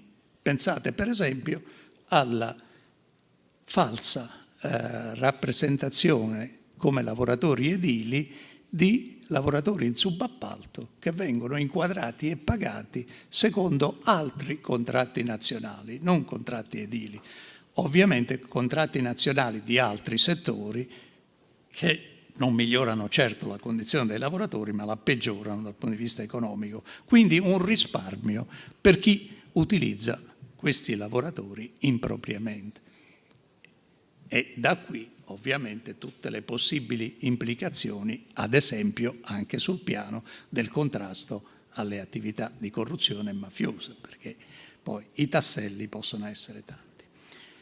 Bene, senza soffermarmi sugli altri obblighi, vorrei soltanto su questa applicazione web spendere qualche parola, perché non è, ripeto, l'unico obbligo, ma è certamente uno dei principali obblighi che nasce in capo all'affidatario da questi protocolli. Ed è uno strumento, un'applicazione questa, che consente una serie di ricadute di controllo e verifica molto significative. L'obiettivo principale è quello dei protocolli, ovviamente l'abbiamo detto, è quello di garantire il monitoraggio degli aspetti procedurali, gestionali, leggo testualmente, connessi alla progettazione e realizzazione dell'opera oggetto del protocollo stesso. Per realizzare questa finalità lo strumento essenziale è quello che vi dicevo della creazione di questa base dati contenente appunto dati, informazioni e documenti molto, molto ampi, molto numerosi. Cioè si tratta di una di creare una banca dati che nasce con la sottoscrizione del protocollo e termina, perché è prevista dai protocolli stessi, termina, quindi viene sostanzialmente chiusa, annullata con la realizzazione dell'opera, con il collaudo finale dell'opera. Quindi non è una banca dati permanente, è una banca dati temporanea legata allo svolgimento, disciplinata specificamente, con accessi che possono essere dati soltanto a determinati soggetti che hanno particolari requisiti e secondo privilegi differenziati in ragione della collocazione del soggetto. Cioè, voglio dire, tra i referenti delle imprese e gli organi di vigilanza c'è una posizione diversa. Il referente dell'impresa ha l'obbligo di inserire una serie di dati. Gli organi di vigilanza, per esempio il nucleo interforze, ha un compito diverso, quindi non inserisce nulla, non può inserire nulla, ma può vedere tutto proprio per avere questa visione più ampia. Ecco, allora, questa banca dati, chiamiamola così, che viene a costituirsi in occasione ed a seguito della stipula della sottoscrizione di un protocollo di legalità, normalmente finora, per quella che è l'esperienza anche diretta che ho avuto in questo ambito, è costituita da alcune sezioni previste dagli stessi protocolli in gran parte e che sono sostanzialmente 5, se non ricordo male, cioè una sezione relativa alle imprese che operano per i lavori in questione, una sezione relativa ai contratti che vengono via via stipulati, una sezione relativa al controllo delle presenze in cantiere, non solo di personale ma anche di mezzi, una penultima, per così dire, sezione relativa ai report, che possono essere tantissimi e che ovviamente rappresentano soltanto delle aggregazioni di dati in vista di una finalità specifica, per una conoscenza specifica. Quindi sono dati già presenti in banca dati che però vengono mostrati in una aggregazione, in un quadro determinato da una certa finalità. E da ultimo le mappe di cantiere che vengono inserite nella base dati per verificare e per rendere nota e utilizzabile immediatamente la posizione degli accessi nel cantiere. Accessi in cantiere che, come vi accennavo, sono tutti monitorati e possono a questo punto essere consentiti solo a quei soggetti che sono presenti in banca dati e che quindi possono poi ricevere un badge che a sua volta autorizza l'ingresso in cantiere di persone e di mezzi, che è cosa molto importante tenendo conto anche della entità di questi lavori. Ora, in ognuna di queste sezioni i protocolli richiedono l'inserimento di una serie di informazioni e di dati. All'inizio, nel menu principale dei protocolli dell'applicazione, è previsto l'elenco di tutti i documenti e i dati da inserire e poi a mano ovviamente questi inserimenti proseguono ad opera dei delegati specificamente e nominativamente delle singole imprese o dell'impresa affidataria a questo compito, cioè all'aggiornamento della banca dati. Ora, su alcuni di questi dati direi che non c'è necessità di soffermarsi, anche per ragioni di tempo. Pensate per esempio a tutta l'anagrafica delle imprese, quindi a tutti i dati che riguardano la costituzione delle imprese, i soci, la iscrizione, la documentazione antimafia. E su questo vorrei solo soffermarmi un attimo, perché La documentazione antimafia, per esempio, è uno degli aspetti che va tenuto presente perché nel nostro ordinamento i protocolli di questo tengono conto. Esiste la categoria delle imprese iscritte nelle white list cosiddette o negli elenchi la cui validità è equiparata alle white list, ma esistono anche le imprese non iscritte e soprattutto esistono le imprese che hanno chiesto di essere iscritte e che dovrebbero ricevere una risposta dopo le verifiche del caso da parte delle relative prefetture nei tempi che la legge prevede, ma che sono termini ordinatori largamente disattesi. Ci sono imprese che aspettano di avere una risposta anche da più anni. E quindi voi capite che per queste imprese teoricamente non ci dovrebbe essere la possibilità di fare altri controlli perché sono in attesa e quindi possono lavorare come se fossero iscritte in white list, anche se non lo sono ancora. Ecco, in queste zone, per esempio, i protocolli consentono di fare delle verifiche indipendentemente da quella che sarà poi la valutazione da parte delle prefetture competenti per le singole imprese. Ma dicevo, oltre ai documenti per le imprese, per esempio, ci sono i contratti, quindi l'acquisizione dei contratti, dei subcontratti, degli ordini, chiamiamoli come vogliamo, con tutte le indicazioni previste dai protocolli, a partire dall'entità economica, dall'oggetto, dalla durata, dal luogo di esecuzione e così via. Collegata all'acquisizione in banca dati di questi contratti c'è la creazione in automatico evidentemente di un cosiddetto albero dei contratti.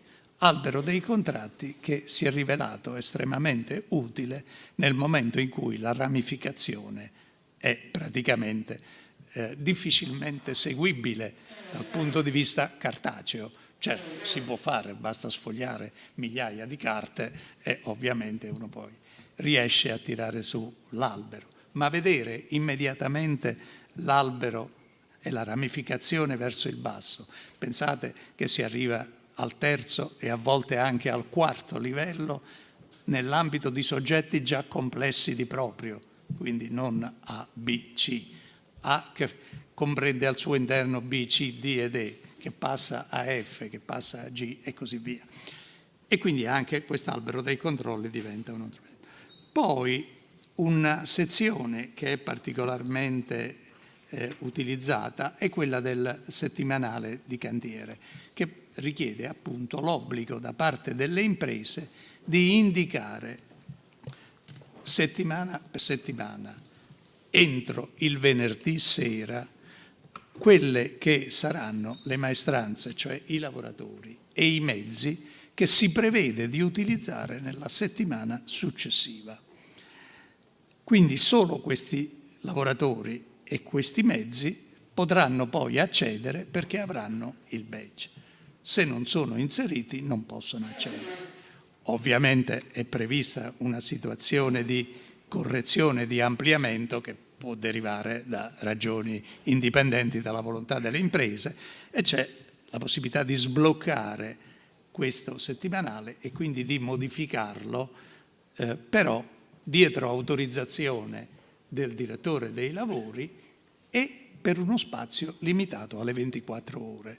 Quindi non si possono più fare i giochini di inserire a posteriori lavoratori che c'erano già da una settimana e che evidentemente non si voleva far comparire come operativi. Ecco, nella sezione del settimanale di cantiere i lavoratori vengono ovviamente accompagnati da tutta una serie di dati e di documenti che riguardano non solo la loro posizione contrattuale, la loro capacità lavorativa, l'idoneità al lavoro, ma anche la dotazione, per esempio, nei loro confronti di strumenti di prevenzione, dei dispositivi personali di protezione, per esempio, e di altri. Quindi anche finalità non strettamente collegate all'applicazione della normativa antimafia, ma che rientrano in uno degli obiettivi dei protocolli, che è quello di monitorare in qualche misura anche la sicurezza nei luoghi di lavoro.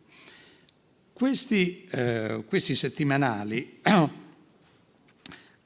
aggiornati o comunque inseriti nel settimanale vincolano in qualche misura le imprese esecutrici, quindi comunque gli operatori economici interessati, alla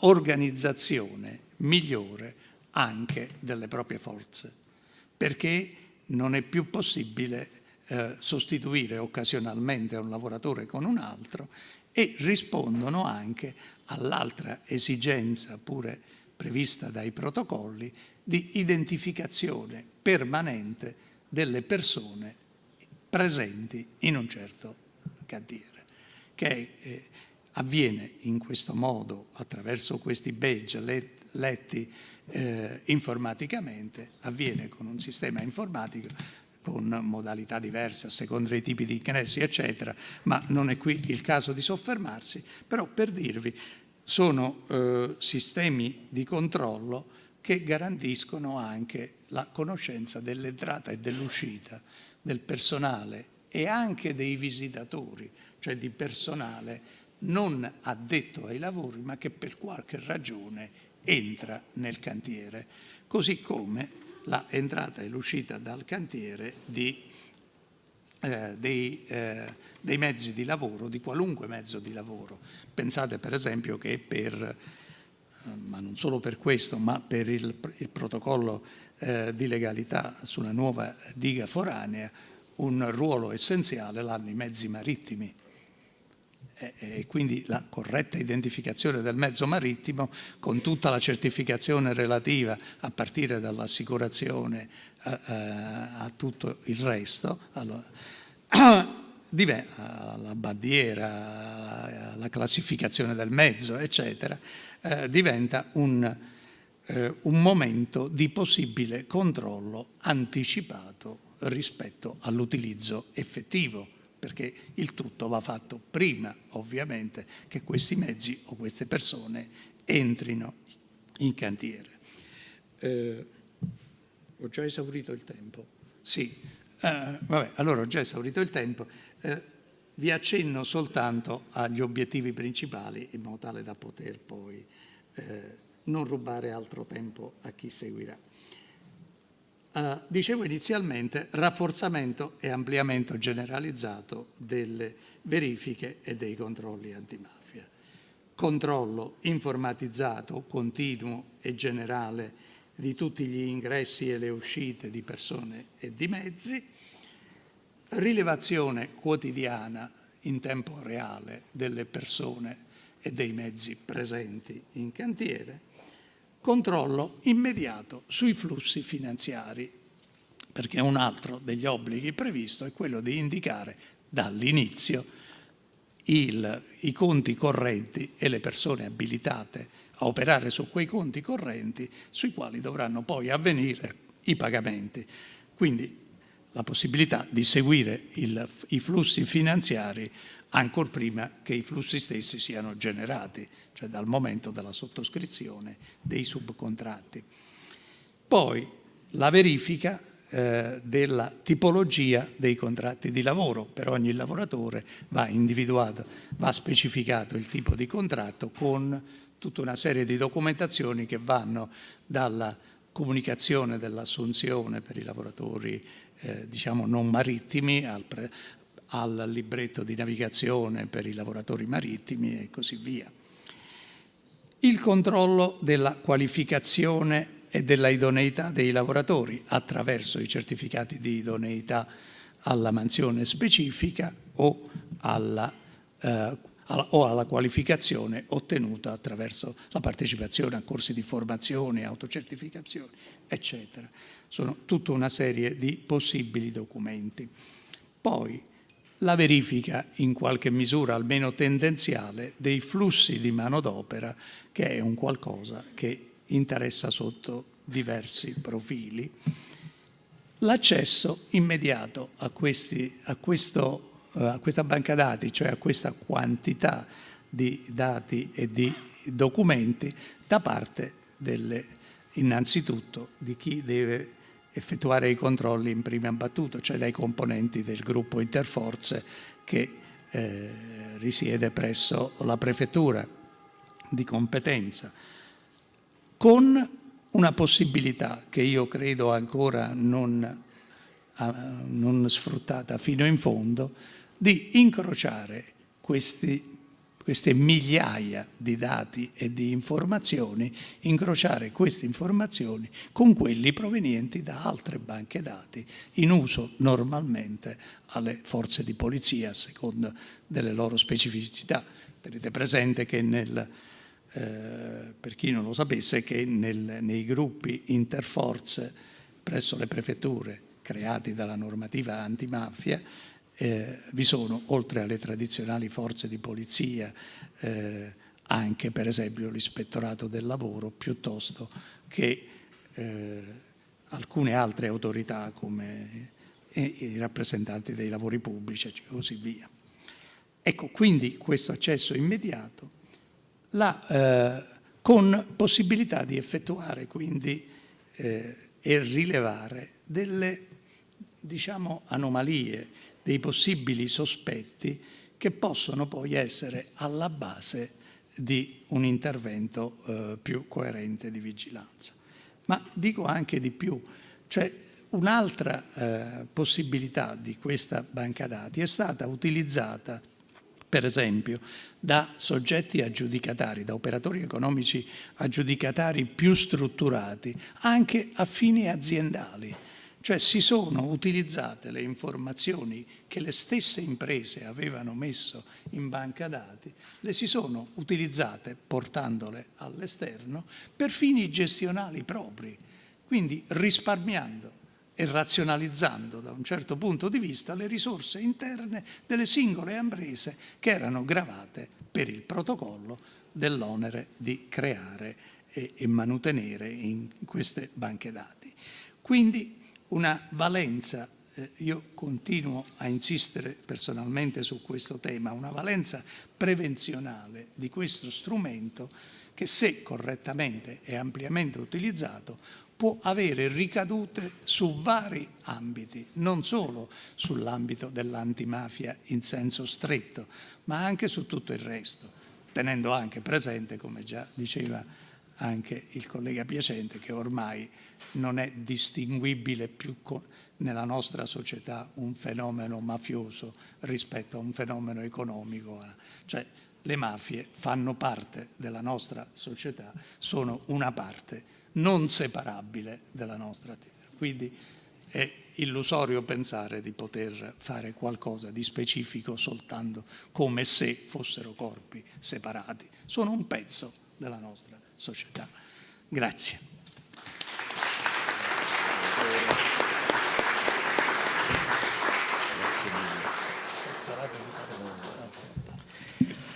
Grazie al procuratore di Lecce per questa interessante e soprattutto puntuale e dettagliata relazione sui protocolli di legalità per le grandi opere.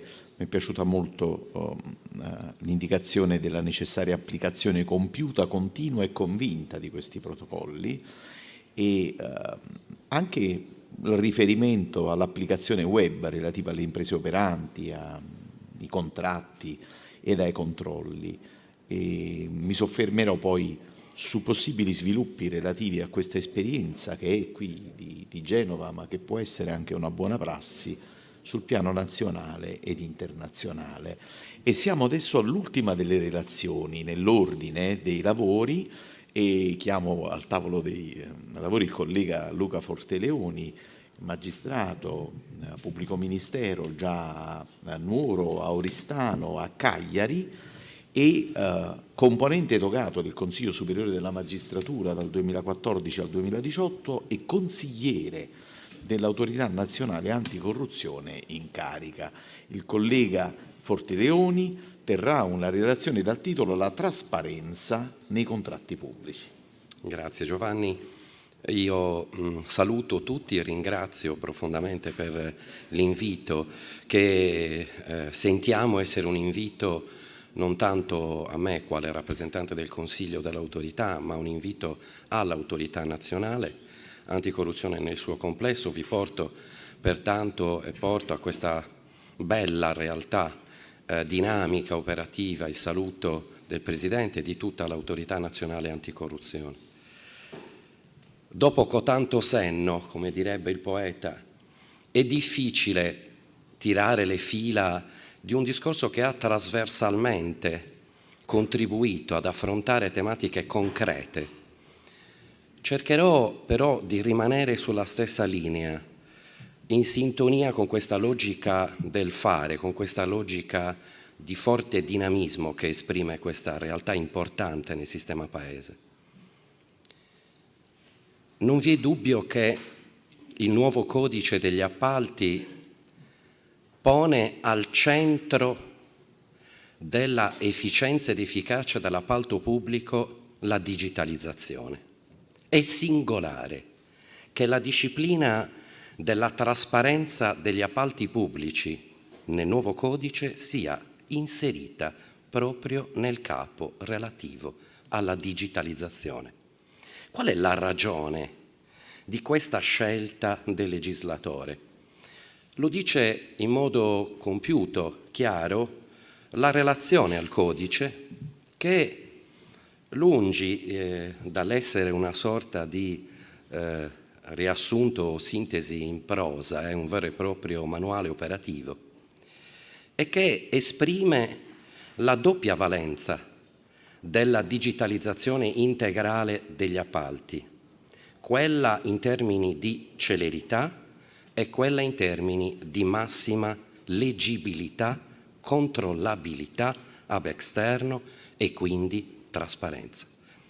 Ecco perché l'inserimento del principio della trasparenza compiuta nelle attività di appalto pubblico in generale, nell'ambito delle varie tipologie di contratti pubblici all'interno di questa categoria. Come si realizza però in concreto la digitalizzazione degli appalti? Che sono sovente frutto, espressione di una ritenuta prassi virtuosa che però ancora nel nostro Paese fatica a trovare attuazione. È singolare che il legislatore nel codice appalti abbia indicato all'articolo 225 tra le disposizioni transitorie proprio le norme sulla digitalizzazione e la trasparenza come quelle che entreranno in vigore dal 1 gennaio 2024. Qual è il significato di questa procrastinazione dell'entrata in vigore delle regole di digitalizzazione? Un sistema Paese che non è pronto ad affrontare la integrale attuazione del regime di e-procurement? In effetti va detto che statisticamente col codice degli appalti 50-2016 noi ci siamo trovati di fronte statisticamente attraverso le rilevazioni della banca dati nazionali di ANAC ad 1/3 degli appalti pubblici in Italia effettuati ancora col sistema cartaceo. Ed è per questo che l'Autorità Nazionale Anticorruzione, solo casualmente col mio coordinamento, ha elaborato un nuovo bando tipo principale, proprio il numero 1, sostituendo il vecchio bando tipo delle gare cartacee col bando tipo al quale ha voluto assegnare appunto il primo posto di delle gare, bando tipo delle gare telematiche. Perché questa scelta? Per ora l'oggetto del bando tipo sulle gare telematiche ha ad oggetto i servizi e le forniture, ma noi come autorità nazionale abbiamo in cantiere, attendevamo soltanto l'entrata in vigore del codice dei contratti, anche il bando tipo di gare telematiche per lavori. Perché questa scelta da parte dell'autorità? Per accompagnare la scelta del legislatore che va verso un digital by default system, quello che è richiamato dalla Commissione europea come uno, insieme al principio del once only, in termini di trasparenza e semplificazione degli obblighi di pubblicazione, principi elaborati dalla Commissione europea per rendere più efficiente il sistema di procurement. Ma come si realizza in concreto la digitalizzazione? Cosa deve fare una stazione appaltante perché non soltanto sia permanentemente monitorato ogni passaggio del ciclo di vita del contratto, come lo descrive e lo definisce il nuovo articolo 21 del Codice degli Appalti. Cosa occorre fare perché il sistema di digitalizzazione sia integrale? Occorre che si passi al dato nativo digitale nell'inserimento di tutto il tracciamento della gara. Non è più possibile che vi siano stazioni appaltanti che inseriscono dati frutto di PDF modificabili, non modificabili, piuttosto che di documenti scannerizzati previa sottoscrizione. Occorre inserire i dati relativi alla gara come nativi digitali. Solo così facendo è possibile che tutti i sistemi di informatizzazione di ciascuna stazione appaltante possano interfacciarsi con gli altri sistemi delle altre stazioni appaltanti e con la banca dati centrale dell'Autorità Nazionale Anticorruzione. Solo questa interfaccia rende interoperabile il sistema. Solo questa interfaccia fa sì che l'RPCT, il responsabile della prevenzione della corruzione, non debba inserire più volte i dati, ma trasmettere i dati nativi digitali direttamente alla banca dati nazionale senza che sia necessario ripubblicarli in amministrazione trasparente e nella sezione amministrazione trasparente in questo caso dell'autorità portuale, ma in generale della pubblica amministrazione e che quando opera ovviamente nell'ambito delle gare opera come stazione appaltante. Ed è per questo che il nuovo regime normativo va appunto da un lato verso il dato nativo digitale, dall'altro verso la semplificazione degli obblighi. Come si sta muovendo l'Autorità Nazionale Anticorruzione in concreto in questi giorni per favorire questo processo di semplificazione e al contempo di effettività della integrale attuazione di un sistema di procurement? È del tutto evidente che l'inserimento di dati nativi digitali ha bisogno di e-forms, cioè ha bisogno di documenti altrettanto nativi digitali uniformi sui quali le stazioni appaltanti caricano i dati. E questo sta facendo in questo momento l'autorità nazionale. Sta elaborando tutta una serie di e-forms relativi all'intero ciclo di vita del contratto, dalle attività di programmazione fino a quelle conclusive del collaudo e degli atti che riportano la liquidazione definitiva delle opere o dei lavori o dei servizi o delle forniture, con tutti i passaggi intermedi, in modo tale che questi e-forms costituiscano degli atti uniformi che possano essere applicati da tutte le stazioni appaltanti, non solo per inserire il dato, non solo per tracciare e monitorare la gara all'interno della stazione appaltante, nell'ambito dei monitoraggi dell'RPCT, ma anche nell'ambito dei controlli di gestione, nell'ambito dei controlli di internal audit. Quindi uno strumento polifunzionale non solo nell'ottica della tracciabilità permanente, ma nell'ottica del controllo permanente. E allo stesso tempo strumento di semplificazione per l'inserimento di tutti questi dati in automatico nella banca dati nazionale.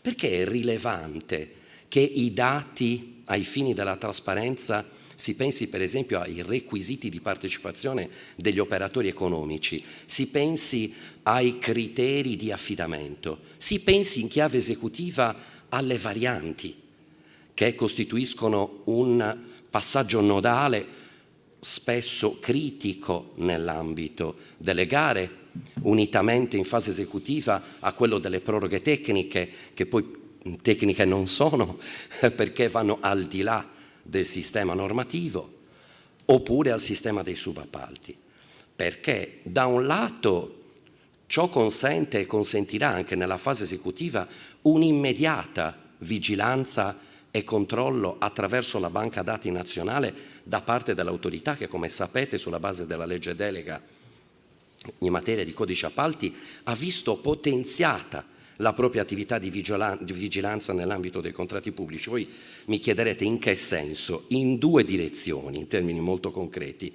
Prima, la vigilanza di ANAC si chiudeva con una CRI, come chiamiamo noi, con un acronimo che vuol dire comunicazione di risultanze istruttorie, con la quale si invitava la stazione appaltante ad un adeguamento, senza però che ANAC potesse esercitare quello che noi chiamiamo potere conformativo da parte della stazione appaltante rispetto alle criticità rilevate nell'ambito della gara pubblica. Oggi il potere conformativo è stato previsto da un nuovo articolo 222 del Codice degli Appalti, che è nell'ambito della sezione relativa alle competenze dell'autorità. Ma oltre a questo è previsto, in caso di mancata conformazione, per la prima volta nel nostro sistema, un potere sanzionatorio per il mancato adempimento delle raccomandazioni frutto della attività ispettiva di vigilanza dell'autorità. Ma l'ottica nella quale l'autorità nazionale anticorruzione si muove non è un'ottica, non deve essere, per scelta del legislatore, un'ottica di carattere repressivo ispettivo, ma una logica di forte collaborazione. Sono perfettamente in sintonia con tutti gli interventi che mi hanno preceduto, nei quali è stata sottolineata la forza dello strumento della vigilanza collaborativa che l'autorità nazionale anticorruzione, senza che ancora il legislatore l'avesse prevista, attuò per la prima volta con Expo 2015 e che oggi è diventata una realtà normativa. Cosa significa in concreto la vigilanza collaborativa? Come si realizza? Noi la stiamo in questo momento realizzando e attuando per grandi opere strategiche per il Paese, non soltanto in ambito stradale, ferroviario, ma anche sanitario, in tutti i settori. Il mio vuole essere, trovandomi in una realtà che non esito a qualificare davvero di strategica importanza nel sistema Paese, qual è quella dove ci troviamo, a dire che l'autorità nazionale anticorruzione non è né deve essere un ente dal quale guardarsi, ma un ente al quale guardare con fiducia nell'ottica della collaborazione. In cosa consiste realmente la vigilanza collaborativa? Consiste nella sottoscrizione di un protocollo fra la stazione appaltante e l'autorità, che in relazione ad un'opera strategica o a più opere strategiche che devono essere attuate da quell'ente, da quell'amministrazione, quale stazione appaltante nell'ambito delle gare, chiede all'autorità nazionale anticorruzione di poter porre questioni per risolvere i passaggi e i gangli nodali di tutta la gara, dalla pubblicazione del bando al momento di selezione, oppure la risoluzione di situazioni che riguardano la sussistenza o l'esistenza di cause di esclusione, fino alla fase della stipula del contratto e anche alla fase esecutiva. Perché oggi il nuovo codice appalti estende la competenza di ANAC in termini di vigilanza anche a tutta la fase esecutiva. Questo significa che la stazione appaltante trasmette i pareri o le richieste e le risposte ai quesiti che pone in capo all'autorità e li riceve entro l'arco di una settimana. L'autorità ha un ufficio specifico, l'ufficio di vigilanza speciale, che risponde entro 6-8 giorni alle richieste della stazione appaltante. Voi provate ad immaginare quante situazioni si presentino in itinere nel corso di una gara, questioni tecniche che possono ovviamente costituire anche un blocco e porre in standstill l'autorità o comunque l'amministrazione nell'ambito di una gara o addirittura generare contenzioso. Invece la vigilanza collaborativa risolve sul fronte operativo immediato, nella attualità, le situazioni critiche, anticipando il contenzioso e quindi ovviamente dando celerità alla gara. Questa è l'ottica nella quale si è mosso il legislatore, che è un'ottica virtuosa, che va verso l'accelerazione e l'efficienza del sistema. Non c'è dubbio che oggi il nostro legislatore guarda alla anticipazione del contenzioso giurisdizionale amministrativo, non lo dice solo il potenziamento e il riconoscimento con fonte normativa primaria della vigilanza collaborativa di ANAC, lo dicono anche altri istituti che contemporaneamente hanno trovato potenziamento nel nuovo codice appalti. Si pensi all'istituto del precontenzioso, quindi ai pareri che l'autorità nazionale anticorruzione esprime per risolvere o sanare determinate situazioni che possono comportare l'esclusione o che hanno già determinato l'esclusione e che possono quindi far sì che l'amministrazione pubblica ritorni ad una determinazione propria nel segno della autotutela o della revoca della gara, dando vita ad una nuova gara, per esempio. Richieste di precontenzioso che però si accompagnano oggi anche alla reintroduzione del collegio consultivo tecnico, che è organo che le amministrazioni che appunto si trovano a dover gestire gare sopra soglia comunitaria dovranno obbligatoriamente nominare, mentre nel sottosoglia lo strumento sarà facoltativo, ma il collegio consultivo tecnico, che è visto quasi come una sorta di mini commissione arbitrale che opera nell'ambito della soluzione di situazioni che si presentino di criticità nell'ambito della gestione di una gara e che verrà costituita tra operatore economico aggiudicatario e stazione appaltante e va nell'ottica dello strumento pre-contenzioso. Così queste tre figure, il collegio consultivo, la vigilanza collaborativa, il precontenzioso, vanno tutte nell'unica direzione, quella di anticipare il contenzioso giurisdizionale amministrativo. Mi permetto di porre l'accento su un dato. Il nuovo codice appalti ha previsto con una norma di carattere generale, l'articolo 20, che la trasparenza dei contratti pubblici dovrà accompagnare l'intero ciclo di vita dei contratti. Cosa significa questo? Che il legislatore, lo dice espressamente la relazione al codice, ha voluto creare degli strumenti compensativi rispetto alla attuazione a sistema delle regole derogatorie previste prima dallo sblocca cantieri, poi dal 76 convertito nel 120, decreto semplificazioni, e poi dal 77 la norma cardine, lo strumento normativo cardine di attuazione del PNRR.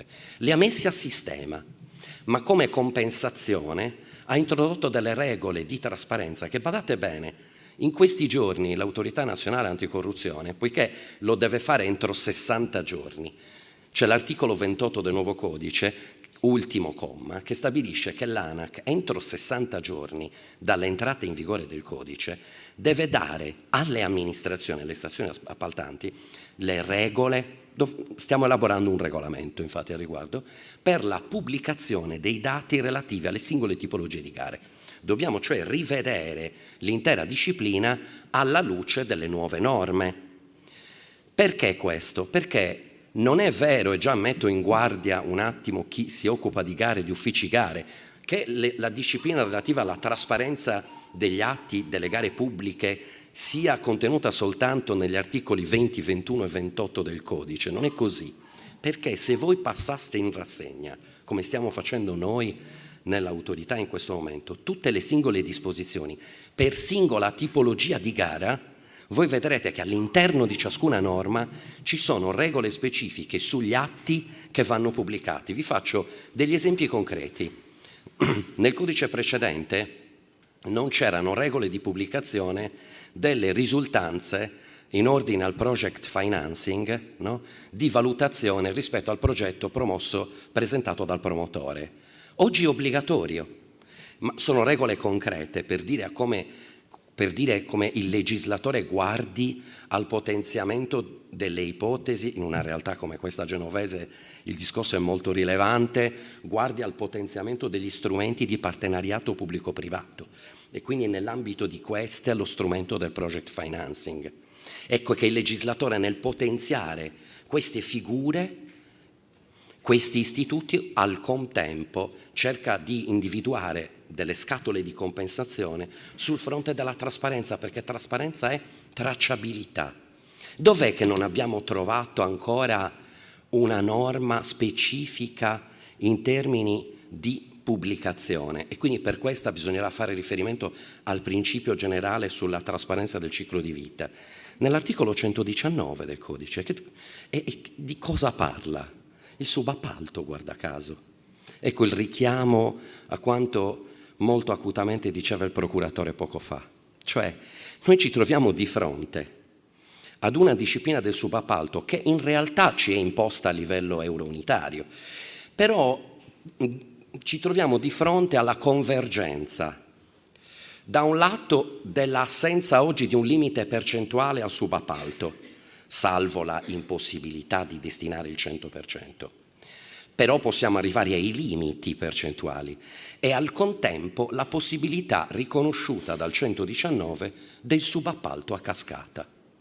E allora è evidente che se la trasparenza si limita alla prima fase, quella dell'aggiudicazione, l'aggiudicatario deve indicare i suoi subappaltatori iniziali e deve ricevere l'autorizzazione dalla stazione appaltante. Il problema è il subappalto a cascata, dove la frammentazione ex post dell'appalto, se accompagnato dall'assenza di controlli sul titolare effettivo della società, non solo sulla base delle norme antiriciclaggio, non solo del primo aggiudicatario, non solo del primo subappaltatore, ma anche dei successivi subappaltatori, crea una forte criticità di sistema perché rischia di rimettere la gestione dell'opera a società non tracciabili, anche nella loro effettiva composizione sociale. Su questo ovviamente si potrebbe aprire un lungo dibattito. Io mi limito in questa sede molto efficiente, dinamica, a rappresentare i problemi. Quello che è stato detto poco fa sui protocolli di legalità, molto acutamente, è proprio vero. L'attuazione dei protocolli di legalità nel dettaglio potrebbe e dovrebbe consentire anche le verifiche sul titolare effettivo anche sui successivi subappaltatori. Il problema non si pone solo per il subappalto, ma anche per i subcontratti, che, secondo la distinzione giuridica, si riferiscono ad un oggetto diverso dall'oggetto principale dell'appalto. Noi, in una recente vigilanza da me seguita nell'ambito di altra autorità portuale, abbiamo rilevato proprio il fatto che, poiché per i subcontratti non è necessaria l'autorizzazione preventiva della stazione appaltante, il codice, quello 50/2016, ma è confermato anche dall'attuale, prevede solo l'obbligo di comunicazione dei subcontratti.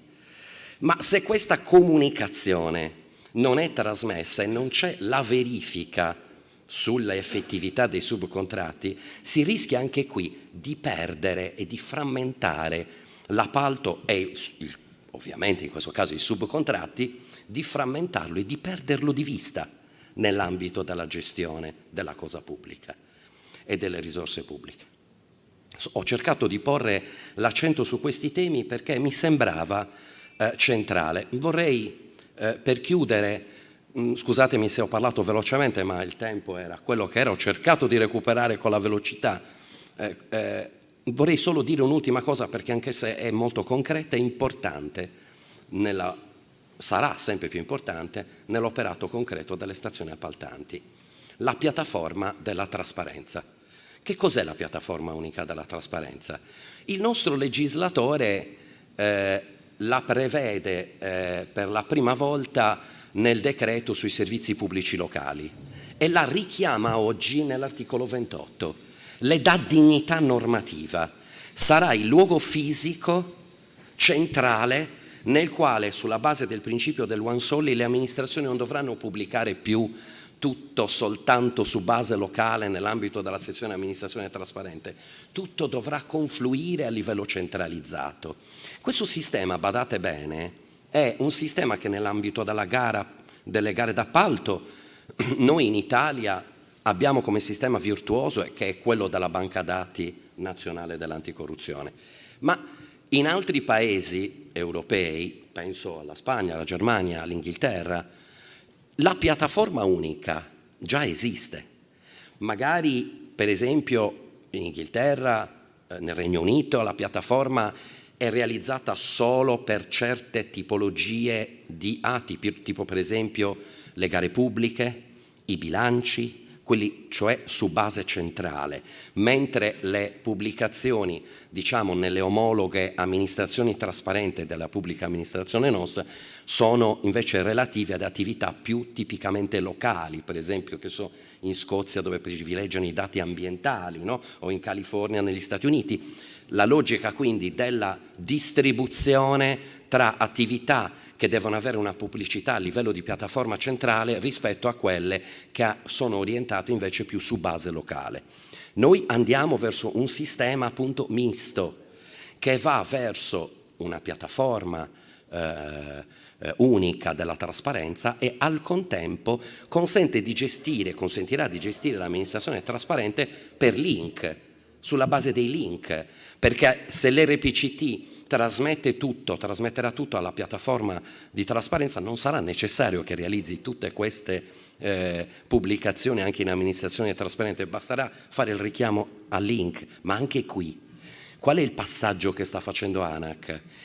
Anche qui il dato deve essere nativo digitale. Non è possibile che si continui ad inserire in amministrazione trasparente ai fini della pubblicità il dato da parte di ciascuna amministrazione pubblica in modalità o con modalità diverse. Vi deve essere una modalità uniforme, il che, attenzione, consentirà anche e chiudo con questo, di accelerare l'accesso civico generalizzato, perché se tu hai dati che non devi pubblicare, ma ai quali comunque gli stakeholders possono in qualche modo dare controllo, sui quali gli stakeholders possano esercitare il controllo attraverso la richiesta di documenti, la richiesta di dati, di atti, di informazioni, così come dice il nuovo codice degli appalti.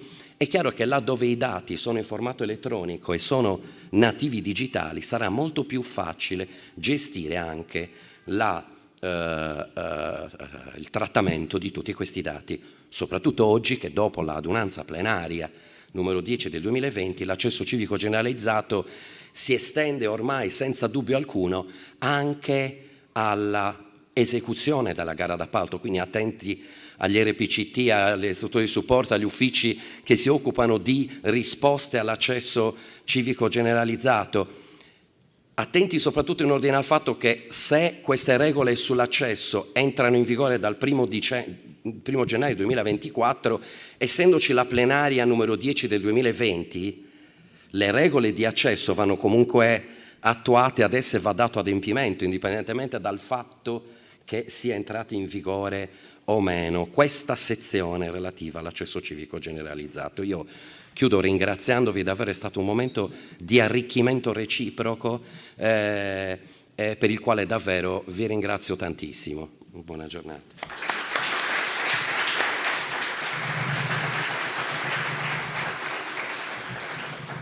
Grazie al consigliere Luca Forteleoni. Era previsto in scaletta un momento di domande, di question and answer. Non so se il fatto di avere leggermente sforato sui tempi impedisce di raccogliere eventuali commenti o osservazioni. Abbiamo qui un microfono qualora qualcuno volesse prendere la parola, e in caso contrario andrei alle conclusioni di questa giornata.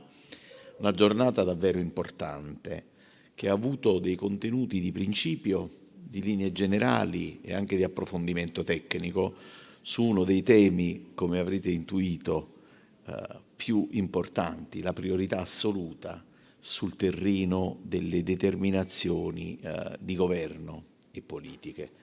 Non è argomento estraneo alla conoscenza comune e all'attenzione dell'opinione pubblica che il tema degli appalti e del Piano Nazionale di Ripresa e Resilienza costituiscono uno dei punti di maggiore incontro e dibattito e discussione in questo momento di ricostruzione.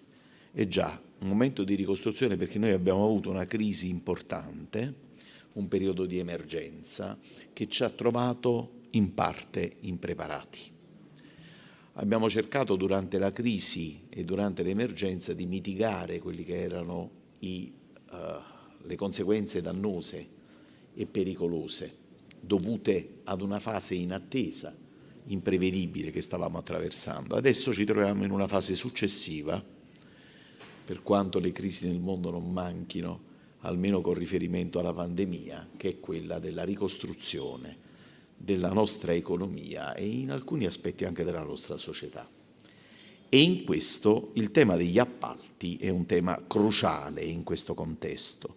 Io ricordo sempre che il tema dell'appalto ha una contestualizzazione concettuale che va bene al di là di quello che di solito siamo abituati a considerare, perché parte fin dall'ideazione della stessa opera e si conclude con il monitoraggio successivo al collaudo.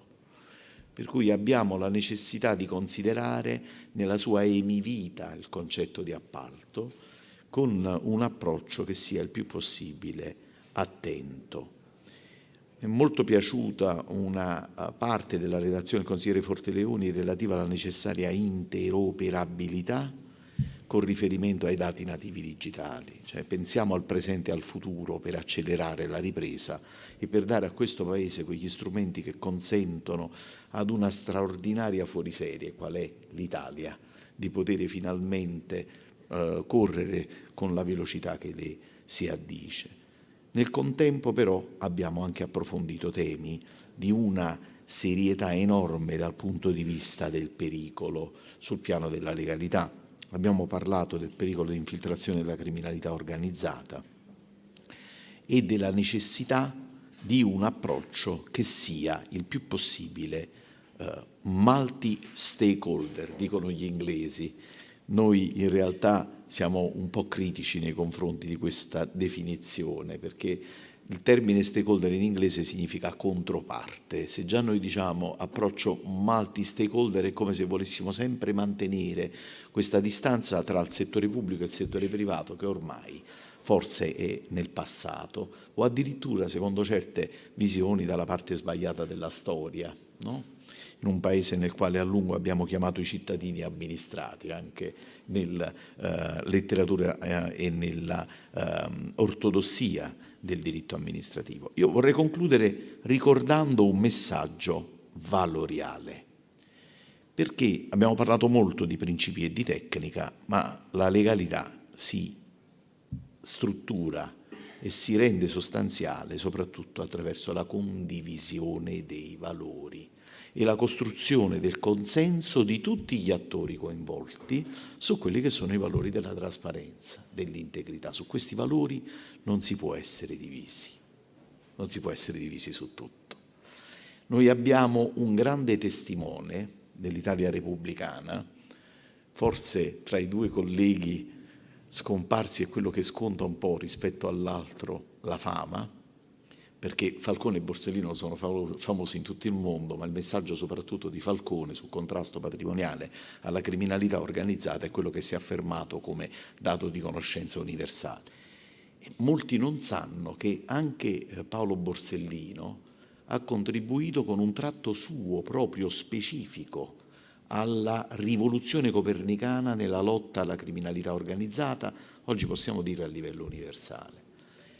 E in particolare Paolo Borsellino è stato il creatore del concetto della necessità della disseminazione valoriale, per cui è impossibile pensare di fronteggiare rischi come quelli di cui abbiamo parlato stamattina solo ed esclusivamente attraverso la minaccia di una sanzione dissuasiva o di una sanzione che possa essere proporzionata oppure solo ed esclusivamente pensando all'applicazione di regole necessarie, per quanto sofisticate dal punto di vista dell'organizzazione amministrativa, sul piano della prevenzione, se non attraverso una chiamata della società civile e del settore privato ad una compartecipazione attiva e una vigilanza collaborativa, secondo quelli che sono i principi dettati da una piattaforma programmatica straordinaria, qual è la nostra Costituzione repubblicana.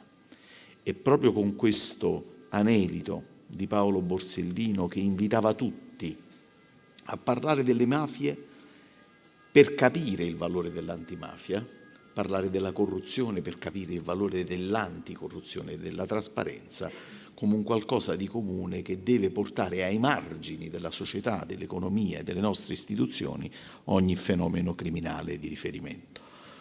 Possiamo dichiarare chiusi i lavori di questa giornata, davvero importante ed alta per i suoi contenuti e devo dire anche per i risultati, e vi ringrazio sia voi qui presenti che coloro i quali sono ancora collegati con noi da remoto per l'attenzione.